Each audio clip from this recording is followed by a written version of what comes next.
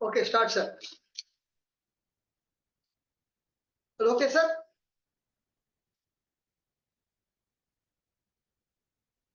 Okay, sir. Yes, Samsudin sir. Sir, let's start, sir. Yes. Proceed, sir. Okay. எல்லா புகழும் இறைவனுக்கு, அனைவருக்கும் வணக்கம். I would like to warm welcome ஒன்னென்றால் Tamil Nadu வரி ஆலோசகர் உறுப்பினர் அனைவருக்கும் தலைவர் கே சம்சுதீன் கனிவான வணக்கங்கள். இன்று 6வது ஜூம் மீட்டிற்கு வருகை தந்திருக்கும் துணைத் தலைவர், செயலாளர், பொருளாளர், துணை செயலாளர் மற்றும் உறுப்பினர்கள் அனைவரையும் வருக என பெரும் மகிழ்ச்சியுடன் டிஎன்டிசி சார்பாக வரவேற்கிறோம். இந்த நிகழ்ச்சிக்கு வருகை தந்திருக்கும் சிறந்த பேச்சாளர் எங்களுடைய ஆசான் CA Lokesh Rajendra Babu sir from சென்னையிலிருந்து அவர்களை வரவேற்பதில் பெரும் மகிழ்ச்சியுடன் டிஎன்டிசி சார்பாக வரவேற்கிறோம். இன்னைக்கு பார்க்க போற topic income tax scrutiny for success and mistake and mind set and method அப்படின்ற பேசிஸ்ல எப்படி how to handle income tax scrutiny எப்படி ஹேண்டில் பண்றது, அதுக்கு உண்டான வழிமுறைகளை பத்தி ஃபுல்லா நம்மளுக்கு சொல்றதுக்காக சார் எங்களுக்கு அழகா இந்த மாதிரி ஒரு சப்ஜெக்ட் பண்ணலாம் அப்படின்னு சொல்லி எங்களுக்கு கொடுக்க போறாங்க. Warm welcome you sir. Thank you sir giving for wonderful opportunity sir. Thank you sir.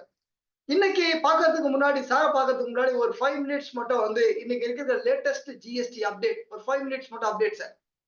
Financial year 2024-25 transaction, any error, any rectification, any omission on or before 30th November or October month whichever is earlier என்னுடைய GSTR 1ல முடிச்சிட்டோம். ஒரு GSTR 1 file பண்ணி முடிச்சிட்டோம். IFF bending இருக்கு, இன்னும் 3B bending இருக்கு. இந்த மாதிரி விஷயங்கள் ஏதாவது மிஸ்டேக்ஸ் இருந்தா கரெக்ட் பண்றதுக்கு உண்டான இடம் இந்த அக்டோபர் மந்த் இடம் அப்படின்ற விஷயம் நல்லாவே தெரியும். GSTR 9 ஃபார்ம்ஸ் ஓபன் ஆயிடுச்சு. அதுல நம்ம table number 6 ITC, table number 7 reversal, table number 8 GSTR 2A உடைய 2B ரெகன்சிலேஷன், டேபிள் நம்பர் 9ல tax payable, table number 10 to 14 and HSN இது எல்லாமே சேஞ்சஸ் நிறைய சேஞ்சஸ் பண்ணிருக்காங்க. இதனுடைய ஃபுல் விளக்கமும் 1.5 மணி நேரம் வீடியோ யூடியூப்ல நம்ம அப்லோட் பண்ணிருக்கோம். அதை பார்த்து எந்த ஒரு மிஸ்டேக்ஸ் இல்லாம கரெக்ட் பண்ணிக்கணும் அப்படின்ற அடிப்படையில சொல்றோம். இது இல்லாம டைரக்ட் மீட்டிங்கும் நம்ம ஷார்ட்லி நம்ம வைக்கிறதுக்கு பிளான் பண்ணிட்டு இருக்கோம். பார்க்கலாம். அந்த GSTR இதுல டேபிள் நம்பர் 8 GSTR 2Bன்னு சொல்றோம். ஆனா அது 2A மாதிரி மெத்தட்ல வருது. என்ன அப்படின்னா 24-25 போட்டா 8A வருது. 24-25-26ல ஃபைல் பண்ணானா அது கரண்டியா 2Bல வருது. அந்த டிரான்சாக்ஷன் இந்த 8A வருது. 24-25 23-24 டிரான்சாக்ஷன் போட்டா இந்த GSTR 8A வராது அப்படின்ற விஷயங்களை ஃபுல் டீடைல் வீடியோ நம்ம கொடுத்துருக்கோம். குறிப்பிடத்தக்கது, தெரிஞ்சுக்க வேண்டிய விஷயங்கள். அடுத்த latest trending GST registration, simplified registration within 3 டேஸ்ல நம்மளுக்கு கொடுக்குறோன்னு சொல்லி வித்தின் 1 ஹவர்ல கிடைக்குது அப்படின்ற விஷயங்கள் சொல்றாங்க. இந்த rule number 9A, rule number 14A அப்படின்னு 2 ரூல் கொடுக்குறாங்க. இந்த ரூல் நம்பர் 9A அப்படின்றது நார்மல் ரெஜிஸ்ட்ரேஷன் மாதிரி பண்ணி அதுல நான் இந்த ஆப்ஷன்ஸ் 2.5 லேக்ஸுக்கு மேல இருந்தது அப்படின்னா ரெகுலரா என்னுடைய ரிஸ்க் டேட்டா பேராமீட்டர்ஸ்ல எந்த ஒரு ரிஸ்க்கும் கவர் ஆகாம இருந்ததுன்னா, நம்மளுடைய டாக்குமெண்ட் சரியா இருந்ததுன்னா வித்தின் 3 டேஸ்ல கொடுக்குற மெத்தட் ரூல் 9A சொல்றாங்க. ரூல் 14A அப்படின்னு ஒரு ரூல், புது ரூல் கொடுக்குறாங்க. இது ஆப்ஷன் என்னுடைய அவுட்வர்டு லைபிலிட்டி டாக்ஸ் 2.5 லட்சம் ரூபாய்க்கு மேல இருக்கக்கூடாதுன்றாங்க. எப்படி 2.5 லட்சம் ரூபாய்க்கு மேல CGST, HGST, IGST, செஸ் இதெல்லாம் கலந்து 2.5 லட்சம் ரூபாய்க்கு மேல டாக்ஸ் இருக்கக்கூடாது அப்படின்றாங்க. அது யாருக்கு பொருந்தும்? Applicability supplier goods service both பண்றவங்களுக்கு பொருந்தும் அப்படின்னு கொடுக்குறாங்க. இது இந்த ரெஸ்ட்ரிக்ஷன் ஒன்லி ஃபார் B2B சப்ளைக்கு மட்டும்தான் ரெஸ்ட்ரிக்ஷன். B2Cக்கு எந்த ஒரு ரெஸ்ட்ரிக்ஷனும் கிடையாது அப்படின்ற விஷயங்களை கொடுக்குறாங்க. தெரிஞ்சுக்கிற விஷயம். அப்போ நான் 2.5 லட்சம் ரூபான்னு சொல்லும் போது 18% நான் சப்ளை பண்ண அப்படின்னா 13,88,889 ரூபா என்னுடைய 1 மாச டர்ன் ஓவர் இருந்ததுன்னா இந்த ஸ்கீம்குள்ள போக முடியும் அப்படின்றாங்க. அப்படின்னா ஒரு வருஷத்துக்கு 1,66,00,000 ரூபாய் அப்படின்னு. அப்ப மாசம் 13,88,000 பண்ணா 2.5 லட்சம் ரூபாய்க்குள்ள டாக்ஸ் வரும். இது 18%ல. இதே 5% ஸ்கீம்ல பண்ணோம் அப்படின்னா அப் டு 2 லட்சம் பார்க்கும்போது 50 லட்சம் ரூபாய் பெர் மந்த் வரைக்கும் 5% ஸ்கீம்ல பண்ணும்போது 6 கோடி ரூபாய் வரைக்கும் இந்த ஸ்கீம்ல போறதுக்கு பண்ணணும். இந்த ஸ்கீம் போனோம் அப்படின்னா ஆர்இஜி அப்ளிகேஷன்ல அந்த அப்ளிகேஷனை செலக்ட் பண்ணும்போது நம்ம வந்து அந்த ஆப்ஷன்ஸை தெரிவிக்கணும் எஸ் ஆர் நோன்னு. எஸ்ன்னு கொடுத்தோம் அப்படின்னா it is mandatory for Aadhaar authentication அப்படின்னு சொல்றாங்க. சில எக்ஸப்ஷன் சில கேஸ்க்கு வந்து ஆதார் மேண்டேட்டரி கிடையாது அப்படின்னும் போது அது யாருக்கு கிடையாது அப்படின்னா வந்து செக்ஷன் 25(6)D உள்ளவங்களுக்கு மட்டும் வந்து தேவையில்லை ஒரு எக்ஸப்ஷன் கேஸ் கொடுக்குறாங்க. NRTPA, foreigners, government department, local bodies, public sector unit இவங்களுக்குலாம் need not to undergo for the Aadhaar authentication தேவையில்லை. மீதி எல்லாருக்கும் கம்பல்சரி ஃபார் ஆதார் ஆத்தென்டிகேஷன். அதே மாதிரி என்னுடைய பிரான்ச் வந்து தமிழ்நாட்டில் ஒரு பிரான்ச் இருக்குன்னா அதே பிரான்ச்ல வந்து நான் அதே ரிஜிஸ்ட்ரேஷன்ல சேம் ஸ்டேட்ல இன்னும் ரிஜிஸ்ட்ரேஷன் போனோம்னா பிக் நோ போக முடியாது அப்படின்றாங்க. குயிக் அப்ரூவல் அப்படின்னும் போது எனக்கு தெரிஞ்சு 1 ஹவர்லாம் ரெஜிஸ்ட்ரேஷன் வந்துருது குயிக் அப்ரூவல் அப்படின்றாங்க. இல்ல இந்த ஸ்கீம் எடுக்கும் போது எனக்கு இந்த ஸ்கீம் தேவையில்லை நான் வெளியே போயிடுறேன் அப்படின்னா ஒரு 4 கண்டிஷன் வந்து சொல்றாங்க. அந்த 4 கண்டிஷன் என்ன அப்படின்னும் போது அந்த வித்ரா பண்றதுக்கு உண்டான அப்ளிகேஷன் REG 32 அப்படின்னு அப்ளிகேஷன் கொடுக்குறாங்க. அந்த REG 32 கொடுக்கணும் அப்படின்னா 4 கண்டிஷன் சொல்றாங்க. என்னன்னா வந்து 1/4/2026 முன்னாடி இருந்ததுன்னா ரிட்டர்ன் அட்லீஸ்ட் 3 மாசம் ரிட்டர்ன் ஃபைல் பண்ணிருக்கணும்.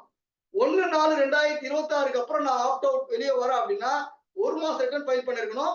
நான் என்னைக்கு வித்ரா பண்றனோ up to date return file பண்ணிருக்கணும் அப்படின்றாங்க. இதுல எந்த ஒரு அமெண்ட்மெண்ட்டோ எந்த ஒரு கேன்சலேஷனோ பெண்டிங் இருக்கக்கூடாது. ஒரு ஆபீசர் கேன்சலேஷன் கொடுத்தாருன்னா அது பெண்டிங் இருக்கக்கூடாது அப்படின்ற விஷயங்கள் சொல்றாங்க. அமெண்ட்மெண்ட் இருந்தாலும் பண்ண முடியாது. அப்படி REG 32 கொடுத்த உடனே ஆபீசர் சாட்டிஸ்ஃபை ஆனாருன்னா ஆர்டர் வித்தின் 7 டேஸ்க்குள்ள REG 33 அப்ளிகேஷன் அப்படியே ஒரு அப்ரூவல் கொடுப்பாங்க. அப்படி ஆபீசரை வந்து கன்வின்ஸ் ஆகல ரிஜெக்ட் பண்றாங்கன்னா REG 05 அப்படின்னு அப்ளிகேஷன் வந்து ரிஜெக்ட் பண்ணிடுவாங்க அப்படின்னா நான் அப்ரூவல் கொடுத்த உடனே வித்ரா பண்ண அப்ரூவல் கொடுத்து எனக்கு ஆபீசர் சாங்ஷன் பண்ணிட்டாங்கன்னா அந்த மந்த்லயே ஒண்ணு பண்ண முடியாது நெக்ஸ்ட் மந்த்ல இருந்தா பண்ண முடியும் அப்படின்ற விஷயங்கள் கொடுக்குறாங்க. மிடில் ஆஃப் தி மந்த்ல வந்து அதை வந்து வெளியில வர முடியாது. அப்ரூவ் பண்ணாங்கன்னா அடுத்த மாசத்துல இருந்து அந்த ஸ்கீம்ல வந்து 2 லட்சம் ரூபாய்க்கு மேல டாக்ஸ் போட முடியும் அப்படின்ற விஷயங்களை வந்து நம்மளுக்கு வந்து இந்த ஸ்கீம்ல வந்து கொடுக்குறாங்க. ரொம்ப ஒரு வரவேற்கத்தக்க ஸ்கீம் வந்து பண்ண வேண்டிய இதுல 14A மெயின் பெனிஃபிட் வந்து quick GST registration within 3 days அப்படின்னும் போது 1 ஹவர்லயே நம்மளுக்கு வந்து வருது. Completely electronic process, no physical visit and inspection கிடையாதுன்றாங்க. இது வந்து ஸ்மால் பிசினஸ் மேனுக்கு வந்து ஒரு ப்ரொஃபஷனலுக்கு வந்து நல்லா வந்து ஒரு யூஸ் ஆகும் அப்படின்றாங்க. நான் இந்த ஸ்கீம் விட்டு வெளியே வரணும் அப்படின்னா அது ஈஸியான ஸ்கீம் தான் அப்படின்றாங்க. இது ஈஸி ஆஃப் டூயிங் பிசினஸ்க்காக கொடுக்குறாங்க. ஷார்ட்டா சொல்லணும்னா rule 14A gives a small taxpayer a faster and simplified GST registration and process with other authentication. It save for time save பண்ணுது, பிசிக்கல் வெரிஃபிகேஷனை சேவ் பண்ணுது, பிசினஸ் பண்றதுக்கு ஹெல்ப் கிடைக்குது அப்படின்ற சிச்சுவேஷன்ல ரூல் நம்பர் கேபிட்டல் 14A அப்படின்ற விஷயங்களை வந்து சிம்பிளிஃபைட் GST ரிஜிஸ்ட்ரேஷன் அப்படின்னு அழகா கொடுத்துருக்காங்க. எனக்கு இந்த சான்ஸை வந்து மெம்பர்ஸ்க்கு கரெக்டா போய் சொல்லணும்னு அடிப்படையில சார் கிட்ட 5 minutes டைம் கேட்டு சொல்லிட்டோம். Thank you. Over to our faculty mister Lokesh Rajendra Babu sir. அவரை பத்தி சொல்லணும் அப்படின்னா அவருடைய ஃபாதர் நம்மளுடைய அசோசியேஷன்ல வந்து இது எக்ஸ் பிரசிடென்ட். அவங்க நிறைய விஷயங்கள் உங்களுக்கு ஹெல்ப் பண்ணியிருக்காங்க. இந்த அசோசியேஷன் இந்த அளவுக்கு இருக்குன்னா காரணம் அவங்க one of the back phone.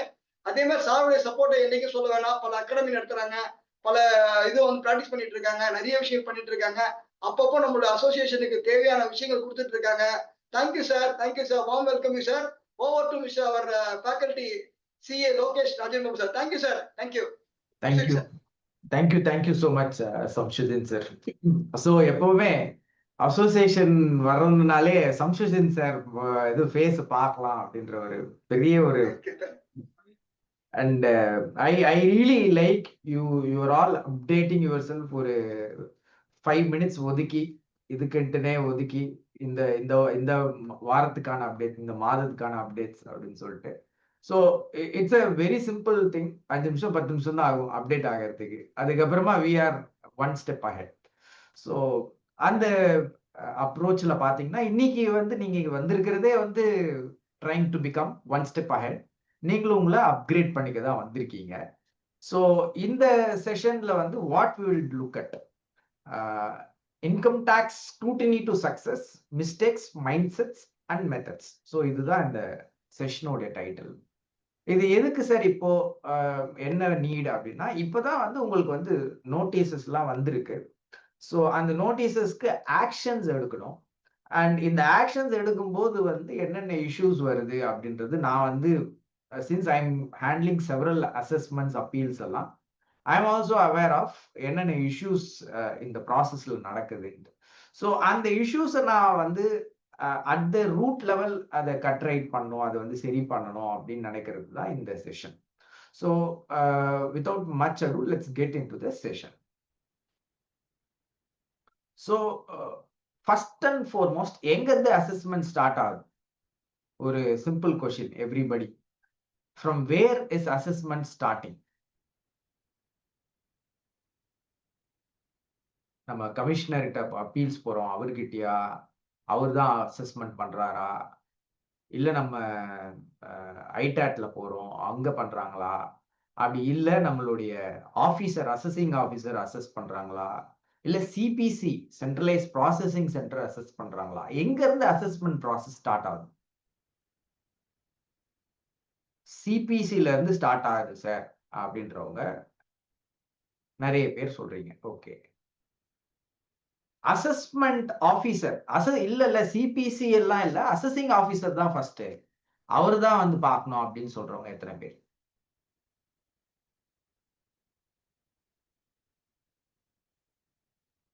CBC தான்.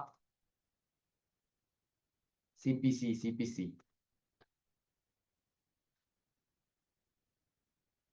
ஜிஎஸ்டி ஆகட்டும், இன்கம் டேக்ஸ் ஆகட்டும், assessment always begins with self assessment.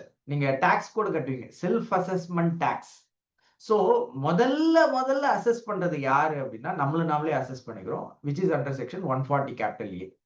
So self assess பண்ணி தான் நம்ம ஐடி ரிட்டர்ன் ஃபைல் பண்றோம், கம்ப்யூட்டேஷன் பண்றோம், எல்லாமே வந்து அதுதான் first time of assessment. Exactly mister Erode Arul கரெக்டா பிடிச்சிட்டீங்க. நம்ம ரிட்டர்ன் ஃபைல் பண்றது தான் வந்து அந்த பேமெண்ட், ரிட்டர்ன் பேமெண்ட், சலான் எல்லாமே சேர்த்தது தான் assessment process. Now assessment need not be always correct. Assessment can be incorrect. நிறைய பேர் வந்து ரிட்டர்ன்ஸ்லாம் நான் கரெக்டா ஃபைல் பண்ணணும், தப்பே இல்லாம தவறே இல்லாம ஃபைல் பண்ணணும்னு நினைச்சிட்டு இருப்பீங்க. அதுவும் ஒரு நல்ல எண்ணம் தான். பட் எனிவேஸ் அதுக்கப்புறமாவும் இருக்கு. ஒரு படத்துல சொல்லுவாங்க, இனிமேதான்ப்பா கதையே பாக்கி இருக்கு அப்படின்வாங்க. ஸோ அந்த மாதிரி வந்து அசஸ்மெண்ட் அப்படின்ற ப்ராசஸே நம்ம ரிட்டர்னுக்கு அப்புறமா தான் ஆரம்பிக்குது. நம்மளுடைய அசஸ்மெண்ட்ன்றது நம்மளுடைய own self assessment. But what is real assessment is when it is picked up for scrutiny or when it is sent that intimation. So that is the real assessment. ஏன்னா அதுக்கு முன்னாடி ஒரு ஸ்டேஜ் இருக்கு. நீங்க அசஸ் பண்ணிட்டீங்க, இப்போ வந்து ரிட்டனே தப்பு, 139(9) நீங்க பண்ணிருக்கிறது டிஃபெக்டிவ் ரிட்டர்ன் அப்படின்னு சொல்லலாம். ரெண்டாவது வந்து டிஃபெக்டிவ் ரிட்டர்ன் இல்ல, நீங்க கரெக்டான ரிட்டர்ன் ஃபைல் பண்ணிருக்கீங்க அப்படின்னா 143 சப்செக்ஷன் 1 அதுல வந்து இன்டிமேஷன் வந்து ஃபைல் பண்ணும். இன்டிமேஷன் வந்து உங்களுக்கு வரணும். இந்த இன்டிமேஷன்லயும் வந்து பாத்தீங்கன்னா உங்களுக்கு வந்து எதனா differences between what you file and what is there with the tax department, like 26A difference ஆகட்டும், இல்ல சலான் மிஸ் மேட்ச் ஆகட்டும், எதுவா இருந்தாலும் அது 143(1)ல ஒரு கம்ப்யூட்டரைஸ்ட் அசஸ்மெண்ட் அப்படின்னு சொல்லலாம். இதுக்கு அப்புறமா நெக்ஸ்ட் ஸ்டேஜ் தான் வந்து your assessment by the department through 143(3) scrutiny assessment. இது 143(1) notice என்றது summary assessment னு சொல்லுவோம். 143(1) in fact we can't call it notice. 143(1) intimation. It's only an intimation. முடிஞ்சிருச்சு, நாங்க பார்த்துட்டோம் அப்படி. ஸோ அது வந்து summary assessment. 143(3) is scrutiny assessment. So இங்க தான் வந்து there is an interaction between the department and the assessee. அதுக்கு முன்னாடி வரைக்கும் it's only reply, like return நான் ஃபைல் பண்ணிட்டேன், 143(1) வந்திருக்கு, நான் அதுக்கு ரிப்ளை கொடுத்துருக்கேன், அந்த மாதிரி தானே தவிர 143(3) வரும்போது தான் you have response to be file. So இதுக்கு 142(1)லையும் நோட்டீஸ் விடலாம், இல்லை 143(2)லையும் நோட்டீஸ் விடலாம், depending upon your return filing position. So இந்த நோட்டீஸ் வந்ததுக்கு அப்புறமா தான் ரியல் ஜாப் பிகின்ஸ். ஸோ அதுல வந்து நீங்க வந்து 143(3)க்கு வந்து நீங்க வந்து you have to work with the assessing officer to complete the assessment proceedings. So there will be multiple notices and you have to respond. And when the assessing officer gives you show cause notice, usually additions இருக்கும்போது there will be show cause notice. When show cause notice is issued, you will have the penultimate stage of assessment. And once your reply is also considered, assessment process will complete with the assessing officer. Appo assessment mudiyala. He will give you an assessment order, 143.3, he will pass. Maybe he will add some additions he will make to your income. Adu pannuvaru. Adukapurama, next stage, still the process continues. Now you are not satisfied with this assessment. You can go on an appeal. Department is not satisfied. Then they have two options. One, they can go on an appeal subject to limits, or they can also have a revision conducted by a commissioner, 263. Or ரொம்ப சின்ன mistake இருக்கு correct பண்ணணும் அப்படின்னா there is a intermediate concept called 154, which is rectification of mistake. So இந்த process எல்லாம் வந்து பாத்தீங்கன்னா நார்மலா ரிட்டர்ன் ஃபைல் பண்றோம், இதெல்லாம் நடக்குது. There are cases where return file பண்ணிருக்காங்க but some income has been missed, or return file பண்ணல, some income has been missed and it has been found out later. It's called income escaping assessment. Section 147 income escaping assessment பண்ணுவோம். 148A ல notice வரும், 148 ல assessment complete ஆகும். So இந்த ப்ராசஸ்லயும் வந்து there are time limits, 3 years, 10 years வரைக்கும் இருக்கு.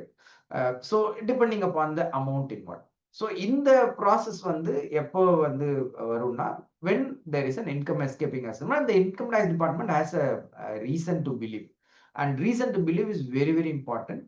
இதை பத்தி நம்ம வந்து ஃபர்தரா வந்து பேசும்போது நான் பேசுறேன். Let's say the assessee is aggrieved by the order and 154 petition does not work. 264 னு ஒன்னு இருக்கு, which we don't use it very often. And practically 264 ன்றது you can ask the commissioner to review, which is something when you know for sure that commissioner will interfere and correct it, அப்படின்னா தான் 264 எடுக்கணும். But practically what we take up is only appeal with the commissioner of income tax, CAT appeals. So commissioner income tax within bracket appeals. So இது வந்து section 250 ல will go for an appeal. So இந்த process வந்து form 35 statement of facts, grounds of appeal எல்லாம் போட்டு ஒரு set நம்ம வந்து சப்மிட் பண்ணோம்னே அதுக்கப்புறமா வந்து we can go on an appeal. So this has to happen within 30 days. And in addition, next stage is your appeals will be handled by the commissioner appeals. And commissioner appeals வந்து has virtually no time limit. Even though the act says 1 year குள்ள முடிக்கலாம், may complete 3 years குள்ள முடிக்கலாம், 3 years குள்ள முடிக்கலாம், may complete அப்படின்னும் போது அந்த மேன்ற வார்த்தை is not shall. So அதனால வந்து virtually என்ன ஆகுதுன்னா நிறைய appeals வந்து பெண்டிங் இருக்கு. கிட்டத்தட்ட 5 lakh plus appeals are pending just because in the faceless appeal scheme வந்ததுனால now lots of appeals are pending. And we are also as litigation professionals seeing that the next stage போக முடியல. இப்போ அந்த ஸ்டேஜ்லயே தான் இருக்கு cases. So அந்த மாதிரி நிறைய ஸ்டேஜில் இருக்கு. இப்போ ஐடாட்லேயோ ஹைகோர்ட்லேயோ சுப்ரீம் கோர்ட்லேயோ ஒரு ஸ்டேஜ்ல வந்து நிறைய கேசஸ் பெண்டிங் இருக்கு. But the large number of cases எங்க பெண்டிங் இருக்குன்னா கமிஷனர் ஆஃப் இன்கம் டேக்ஸ் ஆஃபீஸ்ல தான். ஸோ இந்த இது வந்து பாத்தீங்கன்னா it is happening over faceless one second. எப்படி உங்க அசஸ்மெண்ட் இஸ் ஃபேஸ்லெஸ்ஸோ அதே மாதிரி appeals is also on faceless mode தான். ஸோ இது தான் வந்து ஒரு brief overview about the entire process. So stage by stage is there. And usually when a notice is received, the first thing people undergo is panic. Notice கொடுத்துட்டாங்க, ஐயோ ஏதோ பெரிய தப்பு பண்ணிட்டோமோ அப்படின்ற ஒரு தவறான எண்ணம் இருக்கு. நோட்டீஸ்ன்றது வெரி சிம்பிள்.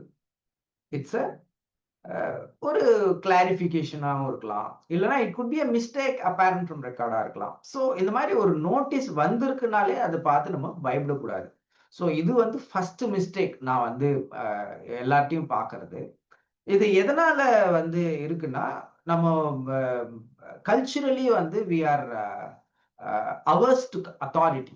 யாருன்னா போலீஸ் வராங்க, ஐயோ போலீஸா, ஐயோ ஏதோ பிரச்சனை, தப்பு பண்ணவங்க தைரியமா இருப்பாங்க, தப்பே பண்ணாதவங்க வந்து பயப்படுவாங்க. ஸோ அந்த மாதிரி வந்து ஒரு culturally we are averse to authority. அந்த இடத்துல வந்து நமக்கு ஒரு பயம் இருக்கிறதுனால என்ன ஆயிடுது, நோட்டீஸ்க்கு பதில் போடுறதே வந்து நிறைய பேர் யோசிப்பாங்க. ஏதோ பெரிய தப்பு போல. நோட்டீஸ் வந்தாலே it does not mean it's an offence. So நோட்டீஸ வந்து வந்ததும் நம்ம என்ன பண்ணணும்? Our response is to basically reply to the notice. And எப்படி ரிப்ளை பண்ணணும்? கம்ப்ளீட் ரிப்ளை கொடுக்கணும். இதுல வந்து sometimes what I feel is, நிறைய பேர் ரிப்ளை கொடுக்காம கடைசி வரைக்கும் தள்ளிட்டு போயிடுவாங்க. லைக் டைம் லிமிட் இருக்கு, எப்படியும் 12 மந்த்ஸ்க்குள்ள அவங்க முடிக்கணும்ன்றதுனால கடைசி பிப்ரவரி மந்த், மார்ச் மந்த்ல தே வில் ஸ்டார்ட் ரிப்ளை. அப்போ வந்து என்ன ஆயிருக்கும்னா, officer would have sent like 6-7 notices. ஒரு நோட்டீஸ் அமைச்சிருப்பாங்க. அதுக்கப்புறமா they would have ask for follow up. Some people by time இதுலயே வந்து டைம் பை பண்ணிடுவாங்க. ஸோ அதுல வந்து என்ன ஆயிடுது, when you delay it, even the officer has to close. He is also a human. He also has a process to complete these notices. நிறைய cases pending இருக்கும். So their attention will be always on who is responding. அவங்க கூட வந்து உட்கார்ந்து முடிச்சிருவாங்க. And sometimes it can be adopted as a strategy, but it should be planned well, where you don't respond and then you send your response in a belated manner, but it should be done in a planned manner. But எக்கார்ந்த கொண்டும் don't postpone because you are feeling அப்புறம் பார்த்துக்கலாம், அந்த ஒரு mind set இருக்கிற மாதிரி வந்து பார்க்காதீங்க. So எப்போ நீங்க வந்து ஒரு நோட்டீஸ் வந்தாலும் your immediate action should be to assess exactly and then prepare a detailed reply. இந்த ரிப்ளைல வந்து நான் என்ன கவனிக்கிறேன், ஒரு சில மிஸ்டேக்ஸ் நான் பார்க்கறது என்னன்னா, அந்த ரிப்ளைலயே சில விஷயம் வந்து ஆபீசருக்கு தெரியாத சில விஷயங்களை கம்யூனிகேட் பண்றோம். சில தேவையில்லாத விஷயங்கள் ஆபீசர் உங்ககிட்ட கேட்டிருக்கவே மாட்டார். அவருக்கு என்ன கொஸ்டின் கேட்டிருக்காரோ அதுக்கு பதில் சொன்னா போதும். நீங்க அது இல்லாம அடிஷனலா சப்ஸ்டான்ஷியேட் பண்றேன்னு போயிட்டு இன்னும் நிறைய இன்ஃபர்மேஷன் கொடுக்கும்போது என்ன ஆயிடும்னா, அந்த இன்ஃபர்மேஷனை யூட்டிலைஸ் பண்ணி they will ask cross question. So உங்களுக்கு வந்து ஒரு நோட்டீஸ் வந்து வருது, அந்த நோட்டீஸ்க்கு நீங்க பதில் சொல்லி அழகா முடிக்க வேண்டிய விஷயத்த நீங்க வந்து பதில் சொல்லி இன்னும் பெருசாக்கிடுறீங்க. சிலர் வந்து பதிலே சொல்லாம சுத்தமா விட்டுறது, அது எக்ஸ்ட்ரீம் கேஸ். எக்ஸ்பார்ட்டி அசஸ்மெண்ட் ஆயிடும். அந்த மாதிரி வரும்போது என்ன ஆயிடும்னா, நீங்க பதிலே சொல்ல, அதனால இட் இஸ் அகைன்ஸ்ட் யூன்னு சொல்லிட்டு போட்டுருவாங்க. And sometimes best judgment assessment கூட போயிடுவாங்க. ஸோ பெஸ்ட் ஜட்ஜ்மெண்ட் அசஸ்மெண்ட் பண்ணும்போது it is the worst assessment. 144 பிஜேன்னு சொல்லுவோம். அது வந்து we should try to avoid by responding to notices on time.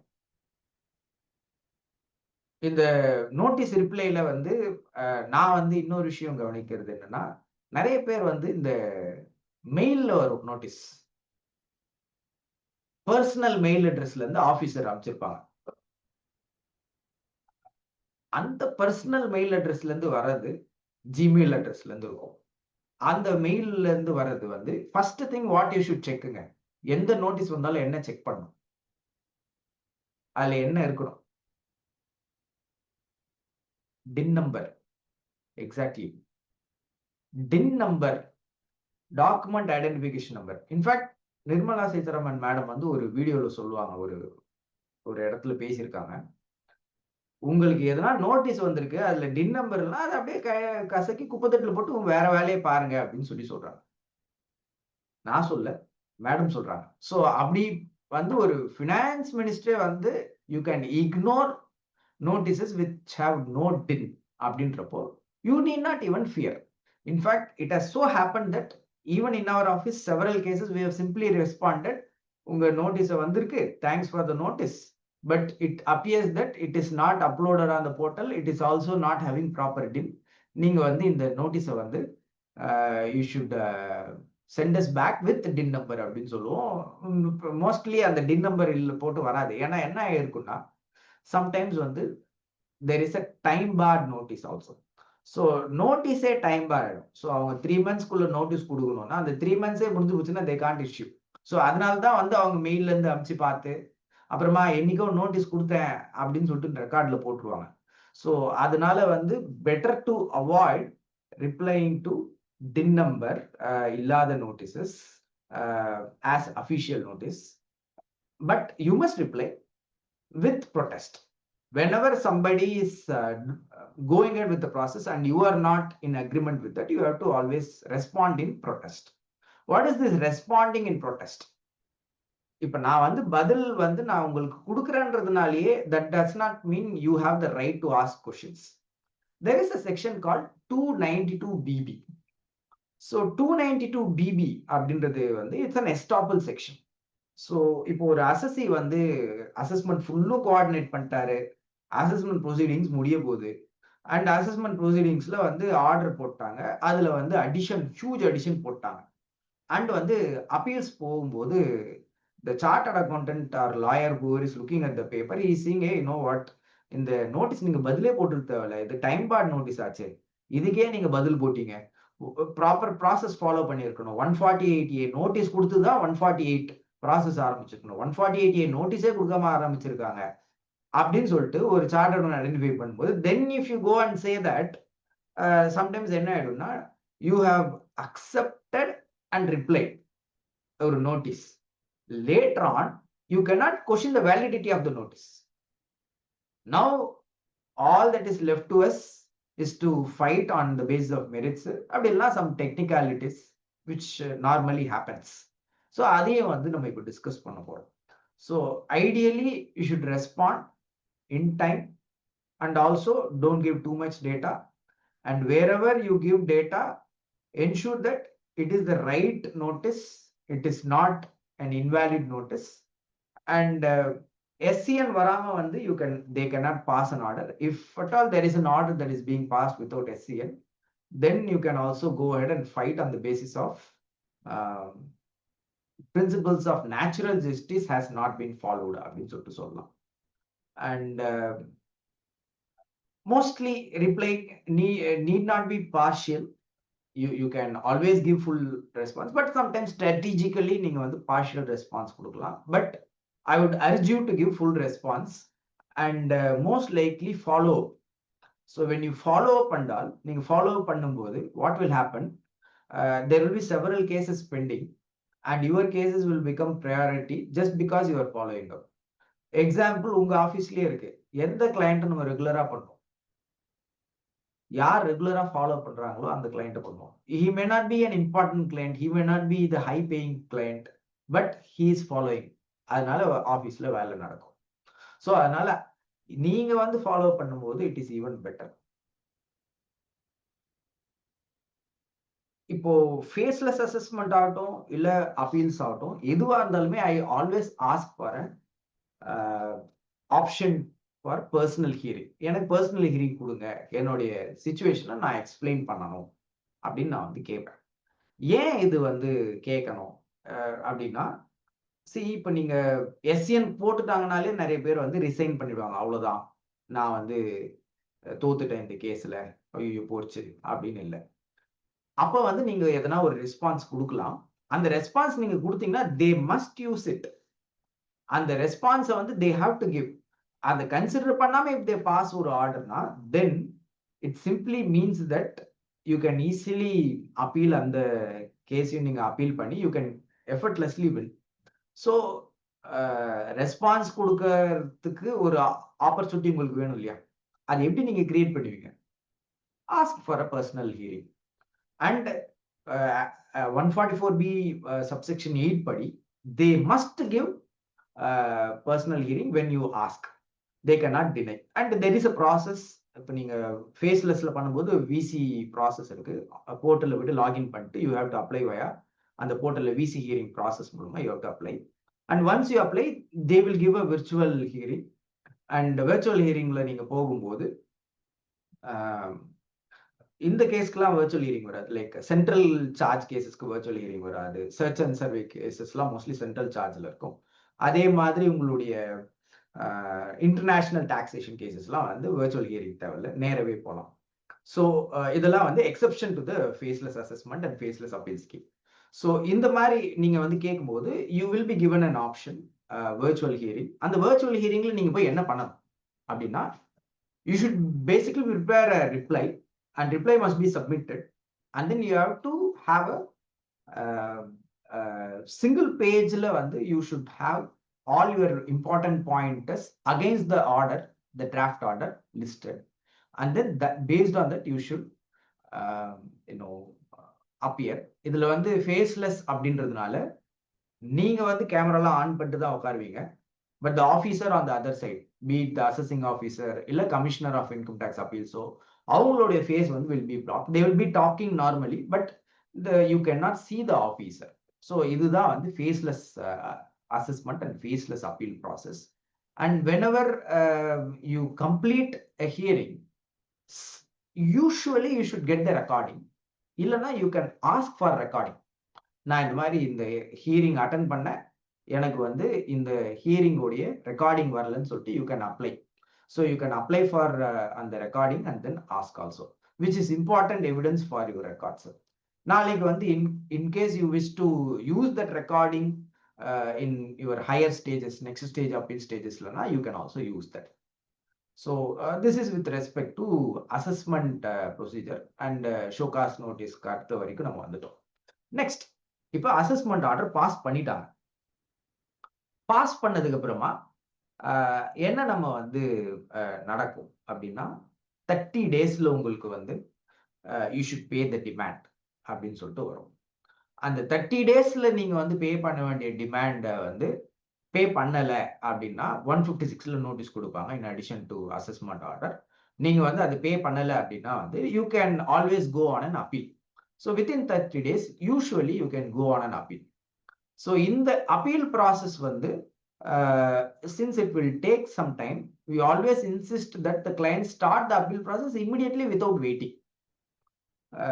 எங்களுக்கு வந்து என்ன ஆயிடும் அப்படின்னா, யூஸ்வலி வந்து ஆர்டர் வந்திருக்கும், கிளைண்ட்ஸ் தே வில் டிலே, அதை எடுத்துட்டு வர்றதுக்கே கொஞ்சம் டைம் எடுத்துக்குவாங்க. சம்டைம்ஸ் என்ன ஆயிடும், அதனாலே வந்து அப்பீல் போகிற ரைட் வந்து நமக்கு மிஸ் ஆயிடும். Appeal is a right.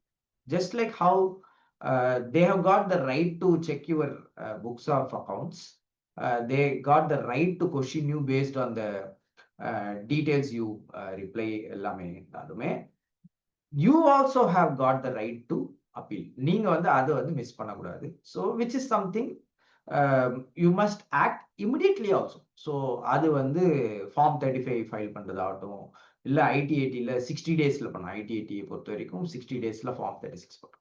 So இந்த ப்ராசஸ் வந்து you have to do it as early as possible. And preferably ஒரு சார்ட்டர்ட் அக்கௌண்டன்ட்டோ, ஒரு லாயரோ, tax lawyer specifically whoever is involve in this, அவங்களுடைய ஹெல்ப் எடுத்து பண்றது, அவங்க மூலமா பண்றது, இந்த process will be smoother, better. இண்டிபெண்டா நீங்க ட்ரை பண்ணலாம், பட் வந்து சம் மிஸ்டேக்ஸ் வருது, நாங்க பாக்குறோம். ஏன்னா வந்து சில கிரவுண்ட்ஸ் ரைஸ் பண்ணாம எங்களுக்கு வந்து வருது, சார் நாங்க அப்பீல்லாம் போயிட்டோம், ஹேண்டில் பண்ணி கொடுங்கன்னு சொல்லிட்டு வருவாங்க. ஸோ அந்த ஸ்டேஜ்ல வந்து கிரவுண்ட்ஸ் எல்லாம் மிஸ் ஆயிடும். முக்கியமான கிரவுண்ட்ஸ் நீங்க ரைஸ் பண்ணல அப்படின்னா பிரச்சனை வரும். அண்ட் ஒரு லைன் நாங்க எப்பவுமே ஆட் பண்ணுவோம், இந்த கிரவுண்ட்ஸ் மாத்திரம் இல்ல, any other ground as may be raised during the process of appeal hearing, அதுவும் வந்து இந்த கிரவுண்ட்ஸ்ல சேர்ந்து தான் ஒரு லாஸ்ட் லைன் ஆட் பண்ணுவோம் எப்பவுமே. ஸோ அந்த லைன் வந்து சில பேர் மிஸ் பண்ணிடுவாங்க. அதனால வந்து கிரவுண்ட்ஸே கிளியரா இல்லைன்னா வந்து அவங்க வந்து அதை அக்செப்ட் பண்ண மாட்டாங்க. And there is a technical literature on how to do இந்த SOF and GOA process, statement of facts, grounds of appeal, இதெல்லாம். ஸோ இந்த மாதிரி வந்து நீங்க பண்ணும்போது உங்களுடைய அப்பீல் வந்து should be made in a timely manner. Okay, so இதுக்கு வந்து யூஸ்வலா வந்து என்ன பண்ணிடுவாங்க அப்படின்னா, ரிப்ளைஸ் வந்து இந்த அசஸி வில் ப்ரிப்பேர். அது வந்து யூஸ்வலி ChatGPT வச்சு நல்லா டீட்டெயில்டா பக்கமா போட்டு, ஸ்டேட்மெண்ட் ஆஃப் ஃபேக்ட்ஸ் ஒரு 5 பக்கம், கிரவுண்ட்ஸ் ஆஃப் அப்பீல் ஒரு 4-5 பக்கம் அப்படின்னு போட்டு போவாங்க. பட் எங்களுடைய இது என்னன்னா, யாருக்கும் படிக்க நேரம் இல்லை. ஸோ ஸ்டேட்மெண்ட் ஆஃப் ஃபேக்ட்ஸே நாங்கள் வந்து ஒரு அரை பக்கம் ஒரு பக்கத்துல தான் எழுதுவோம். கிரவுண்ட்ஸ் ஆஃப் அப்பீல் அப்படியே வந்தாலும் ஒரு பேஜ் 1.5 பேஜ்ல முடிஞ்சிடும். எல்லாமே ரொம்ப சிம்பிள் லைனா எழுதுவோம். ஸோ அந்த சிம்பிள் லைன் வந்து இட் இஸ் ஆக்சுவலி ஒர்க்கிங். நீங்களே சொல்லுங்க, ஒரு எக்ஸாமினர் வந்து பேப்பர் திருத்திட்டு இருக்கிறாரு, வள நிறைய பக்கம் எழுதியிருக்காங்க. இன்னொருத்தர் ரத்ன சுருக்கமா 4 பாயிண்ட் நறுக்குன்னு எழுதி ஒரு 4 பாயிண்ட் தான் எழுதிருக்காரு. எக்ஸாமினர் எதை வந்து ஈஸியா ரிவ்யூ பண்ணுவாரு, எதுக்கு வந்து ரெஸ்பாண்ட் பண்றது ஈஸி, எது கம்மியா இருக்கோ அதுக்கு தான் அவர் ஈஸியா ரெஸ்பாண்ட் பண்ணுவார். பிரேவிட்டி, இதுக்கு பேர் பிரேவிட்டி சொல்லுவோம். So பிரேவிட்டி always helps. எப்பெல்லாம் யூ கேன் பி ஒரு பிரேவிட்டியா வந்து நீங்க வந்து சிம்பிளா வந்து ரெஸ்பாண்ட் பண்ண முடியுதோ அப்பெல்லாம் வந்து you should do that. ChatGPT எல்லாம் யூஸ் பண்ணி பண்ணும்போது இட் கிவ்ஸ் ஆல்வேஸ் ஒரு வளவள தொலைன்னு ஒரு பெரிய லெட்டர் ஆகட்டும், ஒரு பெரிய ரெஸ்பான்ஸ் ஆகட்டும் கொடுத்துரும். But legally speaking you don't have to do all that. And if you give small one line, 2 line, 3 line. In fact, I have one appeal with just 2 paper. ரெண்டே பக்கம் தான் எழுதியிருப்பேன். அந்த 2 பக்கத்தை வச்சுமே நான் வந்து ஜெயிச்சிருக்கேன். ஸோ அந்த மாதிரி வந்து ரொம்ப ரத்ன சுருக்கமா எழுதி கீ பாயிண்ட்ஸ் மட்டும் லிஸ்ட் பண்ணி கொடுத்தோம்னாலே போதும். ஸோ அது வந்து நீங்க பார்த்துக்கோங்க. அண்ட் இன்னொரு ஒரு விஷயம் நம்ம என்ன யோசிக்கணும்னா, we should also help the person opposite us decide the process in an easy manner. Whether it is the AO or the commissioner, they have their own job. And the job, one of the responsibility is to act in a correct manner where they pass an order and there is a proper documentation, something or a base illama they cannot pass an order. So now that there are also corruption adala irukku அப்படின்றனால officers are also very clear. They don't want to be involved in நாளைக்கு எதனா corruption சொல்றாங்களோ, they will simply pass an order only when there is a clear documentation available. So அப்ப நம்மளுடைய duty என்ன?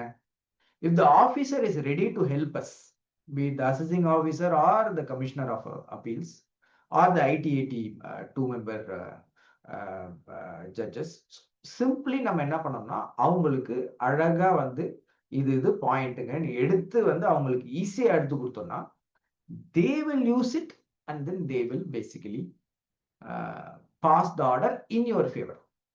அப்போ வந்து they will be actually interested to work with you. I have been either side.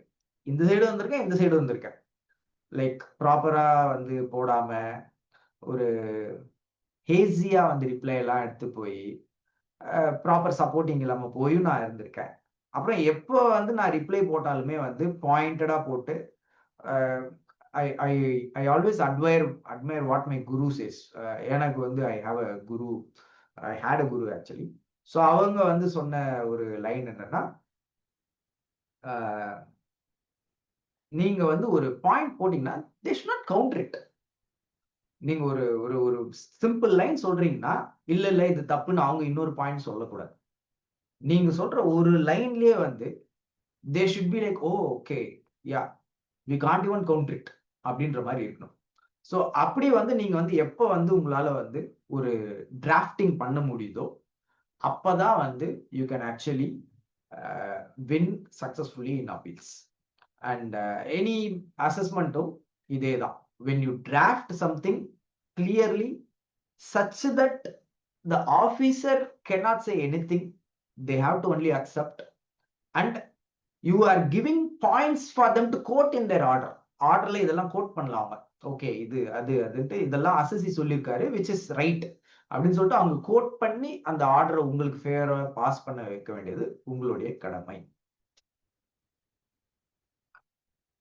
Sometimes there will be ஒரு high pitched assessment அப்படின்னு சொல்லுவோம்.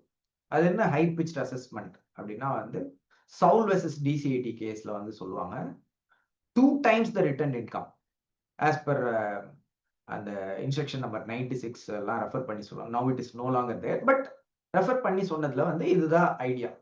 2 times of returned income.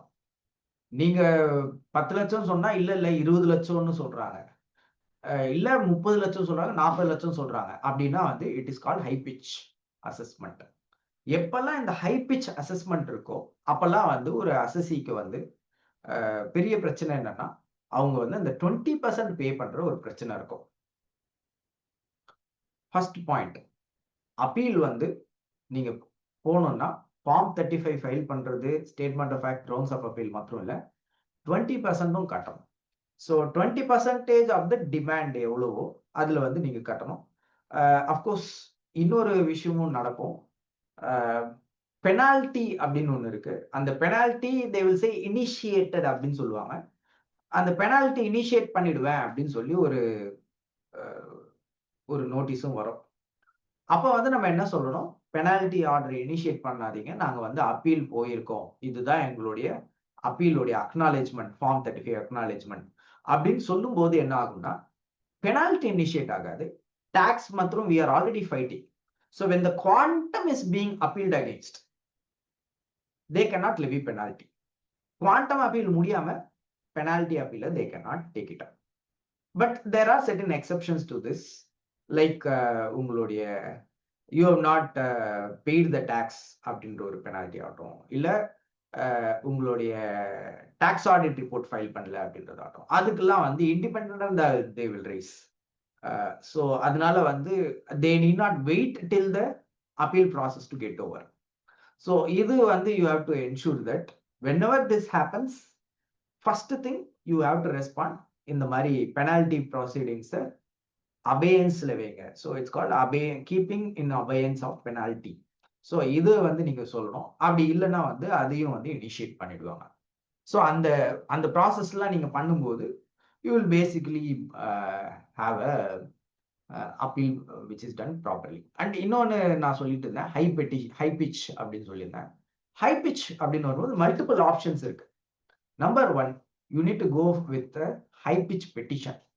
What is this high pitch petition sir அப்படின்னா, என்னுடைய அசஸ்மெண்ட்டை வந்து அவங்க பண்ணி முடிச்சுட்டாங்க, but அதுல வந்து ரொம்ப அதிகமா ஆட் பண்ணியிருக்காங்க.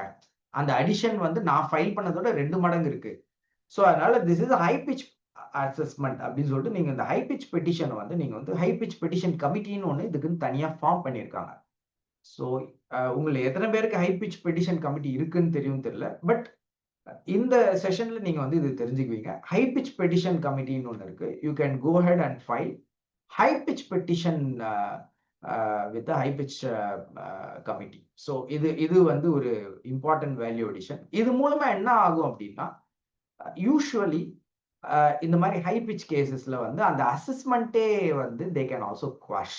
But my experience practically speaking, high pitch petition usually it ends up by the the high pitch committee stating that we have made inquiries, internal inquiries reveal that this is not a high pitch assessment அப்படின்னு சொல்லிட்டு, so which is of no use. And high pitch petition பண்றது இல்லாம இன்னொரு மெத்தடும் இருக்கு. Like for example, let's say உங்களுக்கு வந்து ஒரு திடீர்னு வந்து ஒரு 30 crores போட்டாங்க டிமாண்ட் வந்து you have to pay. Let's say 115 BBE involve ஆயிருக்கு. அந்த உங்களுக்கு தெரியும்ல, 115 BBE இன்வால்வ் ஆகும்போது அடிஷனல் டாக்ஸ் ரேட்ஸ்லாம் வரும். Okay, so for those of you are not aware, I M also slightly touching upon what is this 115 BBE, அந்த 270 AA, அந்த பெனால்டிஸ்லாம் என்ன, 271 AAC பெனால்டிஸ்லாம் என்னன்னு I am touching upon. So உங்களுக்கு ஒருவேளை if they find out that you have income which is falling under section 68, 69, 69 ABCD, so unexplained income, unexplained expenditure, unexplained cash credit, இதெல்லாமே. So இந்த மாதிரி situationsல they have the right to proceed against you with 115 BBE அப்படின்ற ஒரு section. அது என்ன sir 115 BBE section அப்படின்னு கேட்டீங்கன்னா, அது வந்து it is section which was launched during demonetisation. So அந்த டிமானிட்டைசேஷன் அப்போ ஸ்பெசிஃபிக்காக கொண்டு வந்தது. So 60% tax plus surcharge penalty எல்லாம் சேர்த்து உங்களுக்கு வந்து ஒரு 78% டேக்ஸ் வரும். அண்ட் 78% டேக்ஸ் போடுறது இல்லாமல், அது இல்லாமல் உங்களுக்கு 234BC இன்ட்ரெஸ்ட் எல்லாம் வரும். இன் எஃபெக்ட் வந்து பார்த்தீங்கன்னா உங்களுடைய அடிஷன் எவ்வளோ, டு தட் எக்ஸ்டென்ட் ஒரு 90-95% உங்களுக்கு வந்து டேக்ஸ் பேபிள்னே வந்துடும். ஸோ ஏன்னா இது assessment happens couple of years later, அதுக்கப்புறமா order will get pass finally. So அதனால வந்து இந்த டிலேல வந்து என்ன ஆயிடும்னா, you will be ending up paying huge money as 20%. But sir என்னால வந்து அந்த 20% கட்ட முடியாது, ரொம்ப அதிகமா இருக்கு. ஃபர்ஸ்ட் அண்ட் ஃபார்மோஸ்ட் என்கிட்ட காசு இல்லை, எனக்கு நிறைய கடன் இருக்கு. அப்படின்றப்போ how can you say I won't be paying, or how can you appeal? அப்படின்னா there is a specific instruction by CBDT which is 1914, and the 1914 read with Office Memorandum 2017. அதுபடி என்னன்னா, whenever there is a high pitch assessment and the assessee is facing hardships, financial hardships, இந்த மாதிரி இருக்கிற சிச்சுவேஷனுக்கெல்லாம் வந்து the CBDT itself has given ஒரு leeway that you need not pay 20% அப்படின்னு சொல்லிட்டு அதை வந்து தள்ளி வைக்கிறதுக்கு வந்து ரைட்ஸ் இருக்கு. You can apply for it under section 220 subsection 6 with the assessing officer. Sometimes the assessing officer usually says immediately, usually 2 weeks kulla they have to say, 2 weeks kulla வந்து முடிக்க சொல்லிடுவாங்க இல்ல அப்படின்ட்டு. சம்டைம்ஸ் என்ன ஆயிடும்னா அது இல்லைன்னு சொல்லிட்டு கையோட ஃப்ரீஸும் பண்ணிடுவாங்க. ஸோ உங்க பேங்க் அக்கௌண்ட்ஸை ஃப்ரீஸ் பண்ணிட்டாங்க அப்படின்னாலும் அப்பவும் வந்து you can still proceed and ask for a stay. அது வந்து நெக்ஸ்ட் ஸ்டேஜில் உங்களுடைய கமிஷனர் சிஐடி கிட்ட போகலாம், ஏசிஐடி, டிசிஐடி. அப்படி இல்லை அப்படின்னா வந்து பிசிஐ கிட்ட போகலாம். ஸோ பிசிஐடி வந்து போயிட்டு worst case you can also go up to ITAT. and இது இல்லாம there is another option where you can file a writ petition. A writ petition with Madras High Court is possible, depending upon your jurisdiction. And then the state, or the state you can file a writ petition.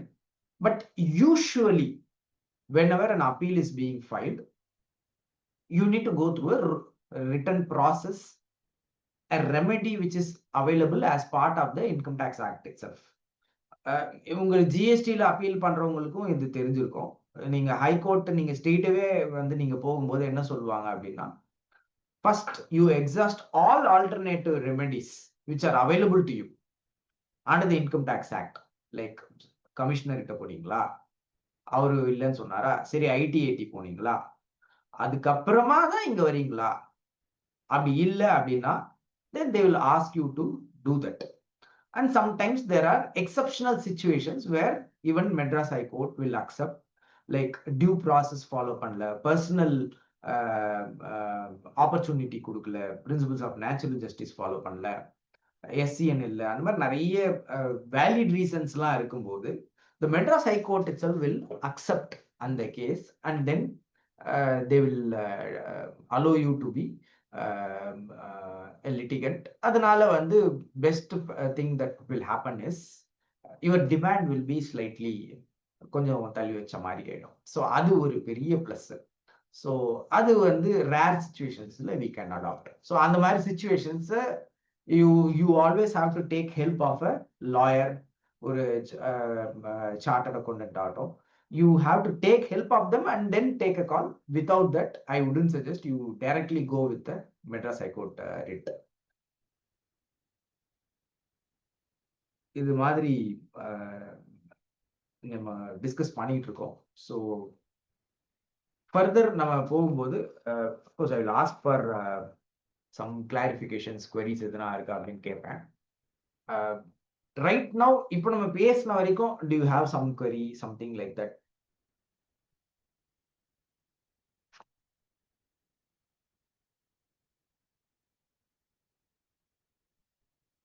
ஏதாவது queries இருந்தா சாட்லயும் போடலாம். Sir commissioner appeal போயிருக்கு. Yes sir, சொல்லுங்க sir. Sir commissioner appeal போயிருக்கு. Commissioner appeal போயிட்டு அந்த 20% பே பண்ணதுக்கு அப்புறமும் திரும்ப ஒரு டிமாண்ட் நோட்டீஸ் வந்திருக்கு. ஸோ அந்த டிமாண்ட் நோட்டீஸ்க்கு ஏற்கனவே அப்பீல் போயிருக்கோம் அப்படின்னு சொல்லி இந்த 20% பே பண்ணதனுடைய அந்த காப்பி பிளஸ் அவங்க அனுப்பிச்ச நோட்டீஸ்க்கு ஒரு ரிப்ளை ஒன்று கொடுத்துருக்கோம். இப்போ ஃபர்தரா வந்து கமிஷனர் அப்பீலுக்கு இன்னும் எதுவுமே, ஐ மீன் கமிஷனர் அப்பீல்ல எதுவுமே ரெஸ்பான்ஸே இல்லை. ஒரு 2-3 வருஷம் ஆகுது, அப்படியே தான் இருக்கு. இது என்ன பண்ணலாம் ஃபர்தரா? Very good, very good, very good question. பல அப்பீல்ஸ் வந்து நீங்க 2-3 வருஷம் சொன்னீங்க, 5-6 வருஷம்லாம் கூட இருக்கு. ஸோ நீங்க மியூட் பண்ணிக்கோங்க சார், நான் ஆன்சர் சொல்றேன். ஸோ பல வருஷமா இந்த அப்பீல்ஸ் இருக்கு. அப்ப வந்து நான் என்ன பண்றது அப்படின்னா, F number 279 அதுல வந்து ஒரு இது இருக்கு, ஒரு இன்ஸ்ட்ரக்ஷன் கொடுத்துருக்காங்க. Okay, so I will share that with you also. F number 279/MS-M102. இதை வந்து நீங்க இந்த ஆர்டர் வந்து நீங்க பார்த்துக்கோங்க, இந்த நோட்டிஃபிகேஷன் நீங்க பார்த்துக்கோங்க.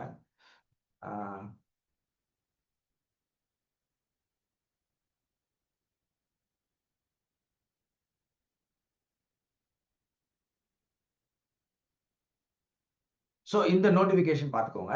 நான் இன்னொரு கொஷினும் பார்த்துருக்கேன் சேட்ல, நான் வரேன், இதை முடிச்சுட்டு வரேன். இந்த இது பார்த்துட்டீங்கன்னா அதுல வந்து early hearing petition அப்படின்னு வந்து நீங்க போடலாம். whenever you ask for an early hearing petition, எனக்கு வந்து ஹார்ட்ஷிப்ஸ் அரைஸ் ஆகுது, I am having financial difficulties. ஏன்னா மன உளைச்சல் நிறைய பேருக்கு கவலையா இருக்கும், இது வந்து எப்போ முடியும் அப்படின்னு. அதனாலேயே ஒரு அன்சர்டனிட்டி, பிஸ்னஸ்ல எப்பவுமே அன்சர்டனிட்டி இருக்கக்கூடாது, there should always be certainty.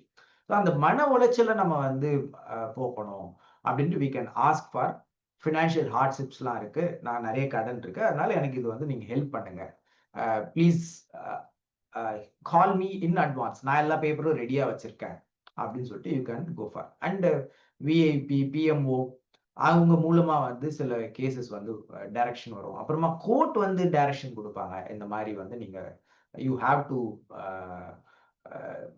Here this case now. ஏன்னா நிறைய கேஸ் இருக்கு, எதை பார்க்கறது? நான் ஆல்ரெடி சொன்ன மாதிரி தான், எந்த கேஸ் நீங்க எடுத்து முதல்ல வந்து ரிட்டர்ன் ஃபைல் பண்ணுவீங்க, எந்த கிளைண்ட்டும் ரெகுலரா ஃபாலோ பண்றாங்களோ அவங்க நீங்க பண்ணுவீங்க. அதே மாதிரி தான் யார் வந்து early hearing petition போட்டு எனக்கு இது முடிச்சே ஆகணும்னு கேட்குறாங்களோ அந்த கேஸை வந்து எடுத்துக்குவாங்க.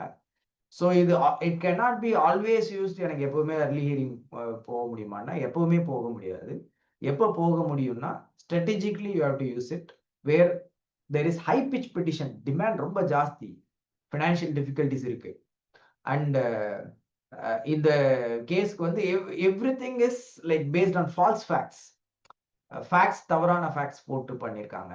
அந்த சுச்சுவேஷன்ல வந்து யூ ஹாவ் எவ்ரிதிங் கிளியர், எல்லாமே ரெக்கார்ட் இருக்கு, அவங்க அவசர அவசரமா ஆர்டர் பாஸ் பண்ணாங்க, ஒழுங்கா செக் பண்ணாம அவங்க டைம் லைனுக்குள்ள ஆர்டர் முடிக்கணுன்றதுக்காக போட்டுட்டாங்க. அப்படின்றப்போ you can always go for an early hearing option. எப்போ நம்ம தைரியமா இருக்கும் போதுமோ அப்ப நம்ம கேட்கலாம்ல, எனக்கு கூப்பிடுங்க, நான் வரேன், நான் வந்து ஃபைட் போட ரெடி, இல்லைன்னா தான் நம்ம வெயிட் பண்ணிட்டு இருப்போம்ல.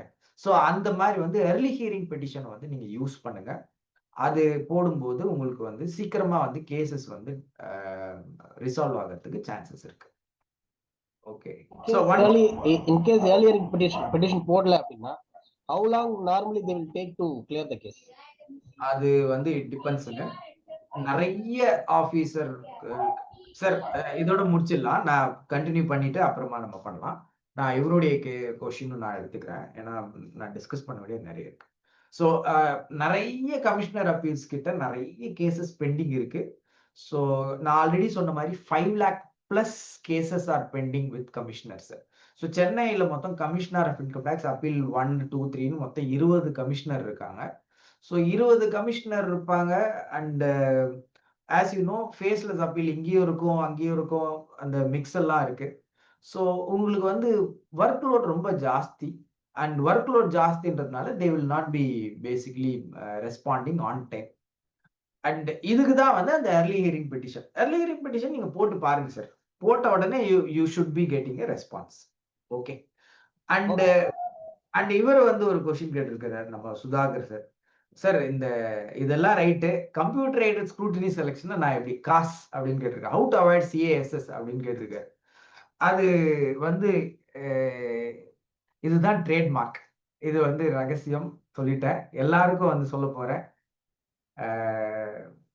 சிம்பிள், நீங்க வந்து இதுக்குன்னு ப்ராசஸ் டிஃபைன் பண்ணணும்.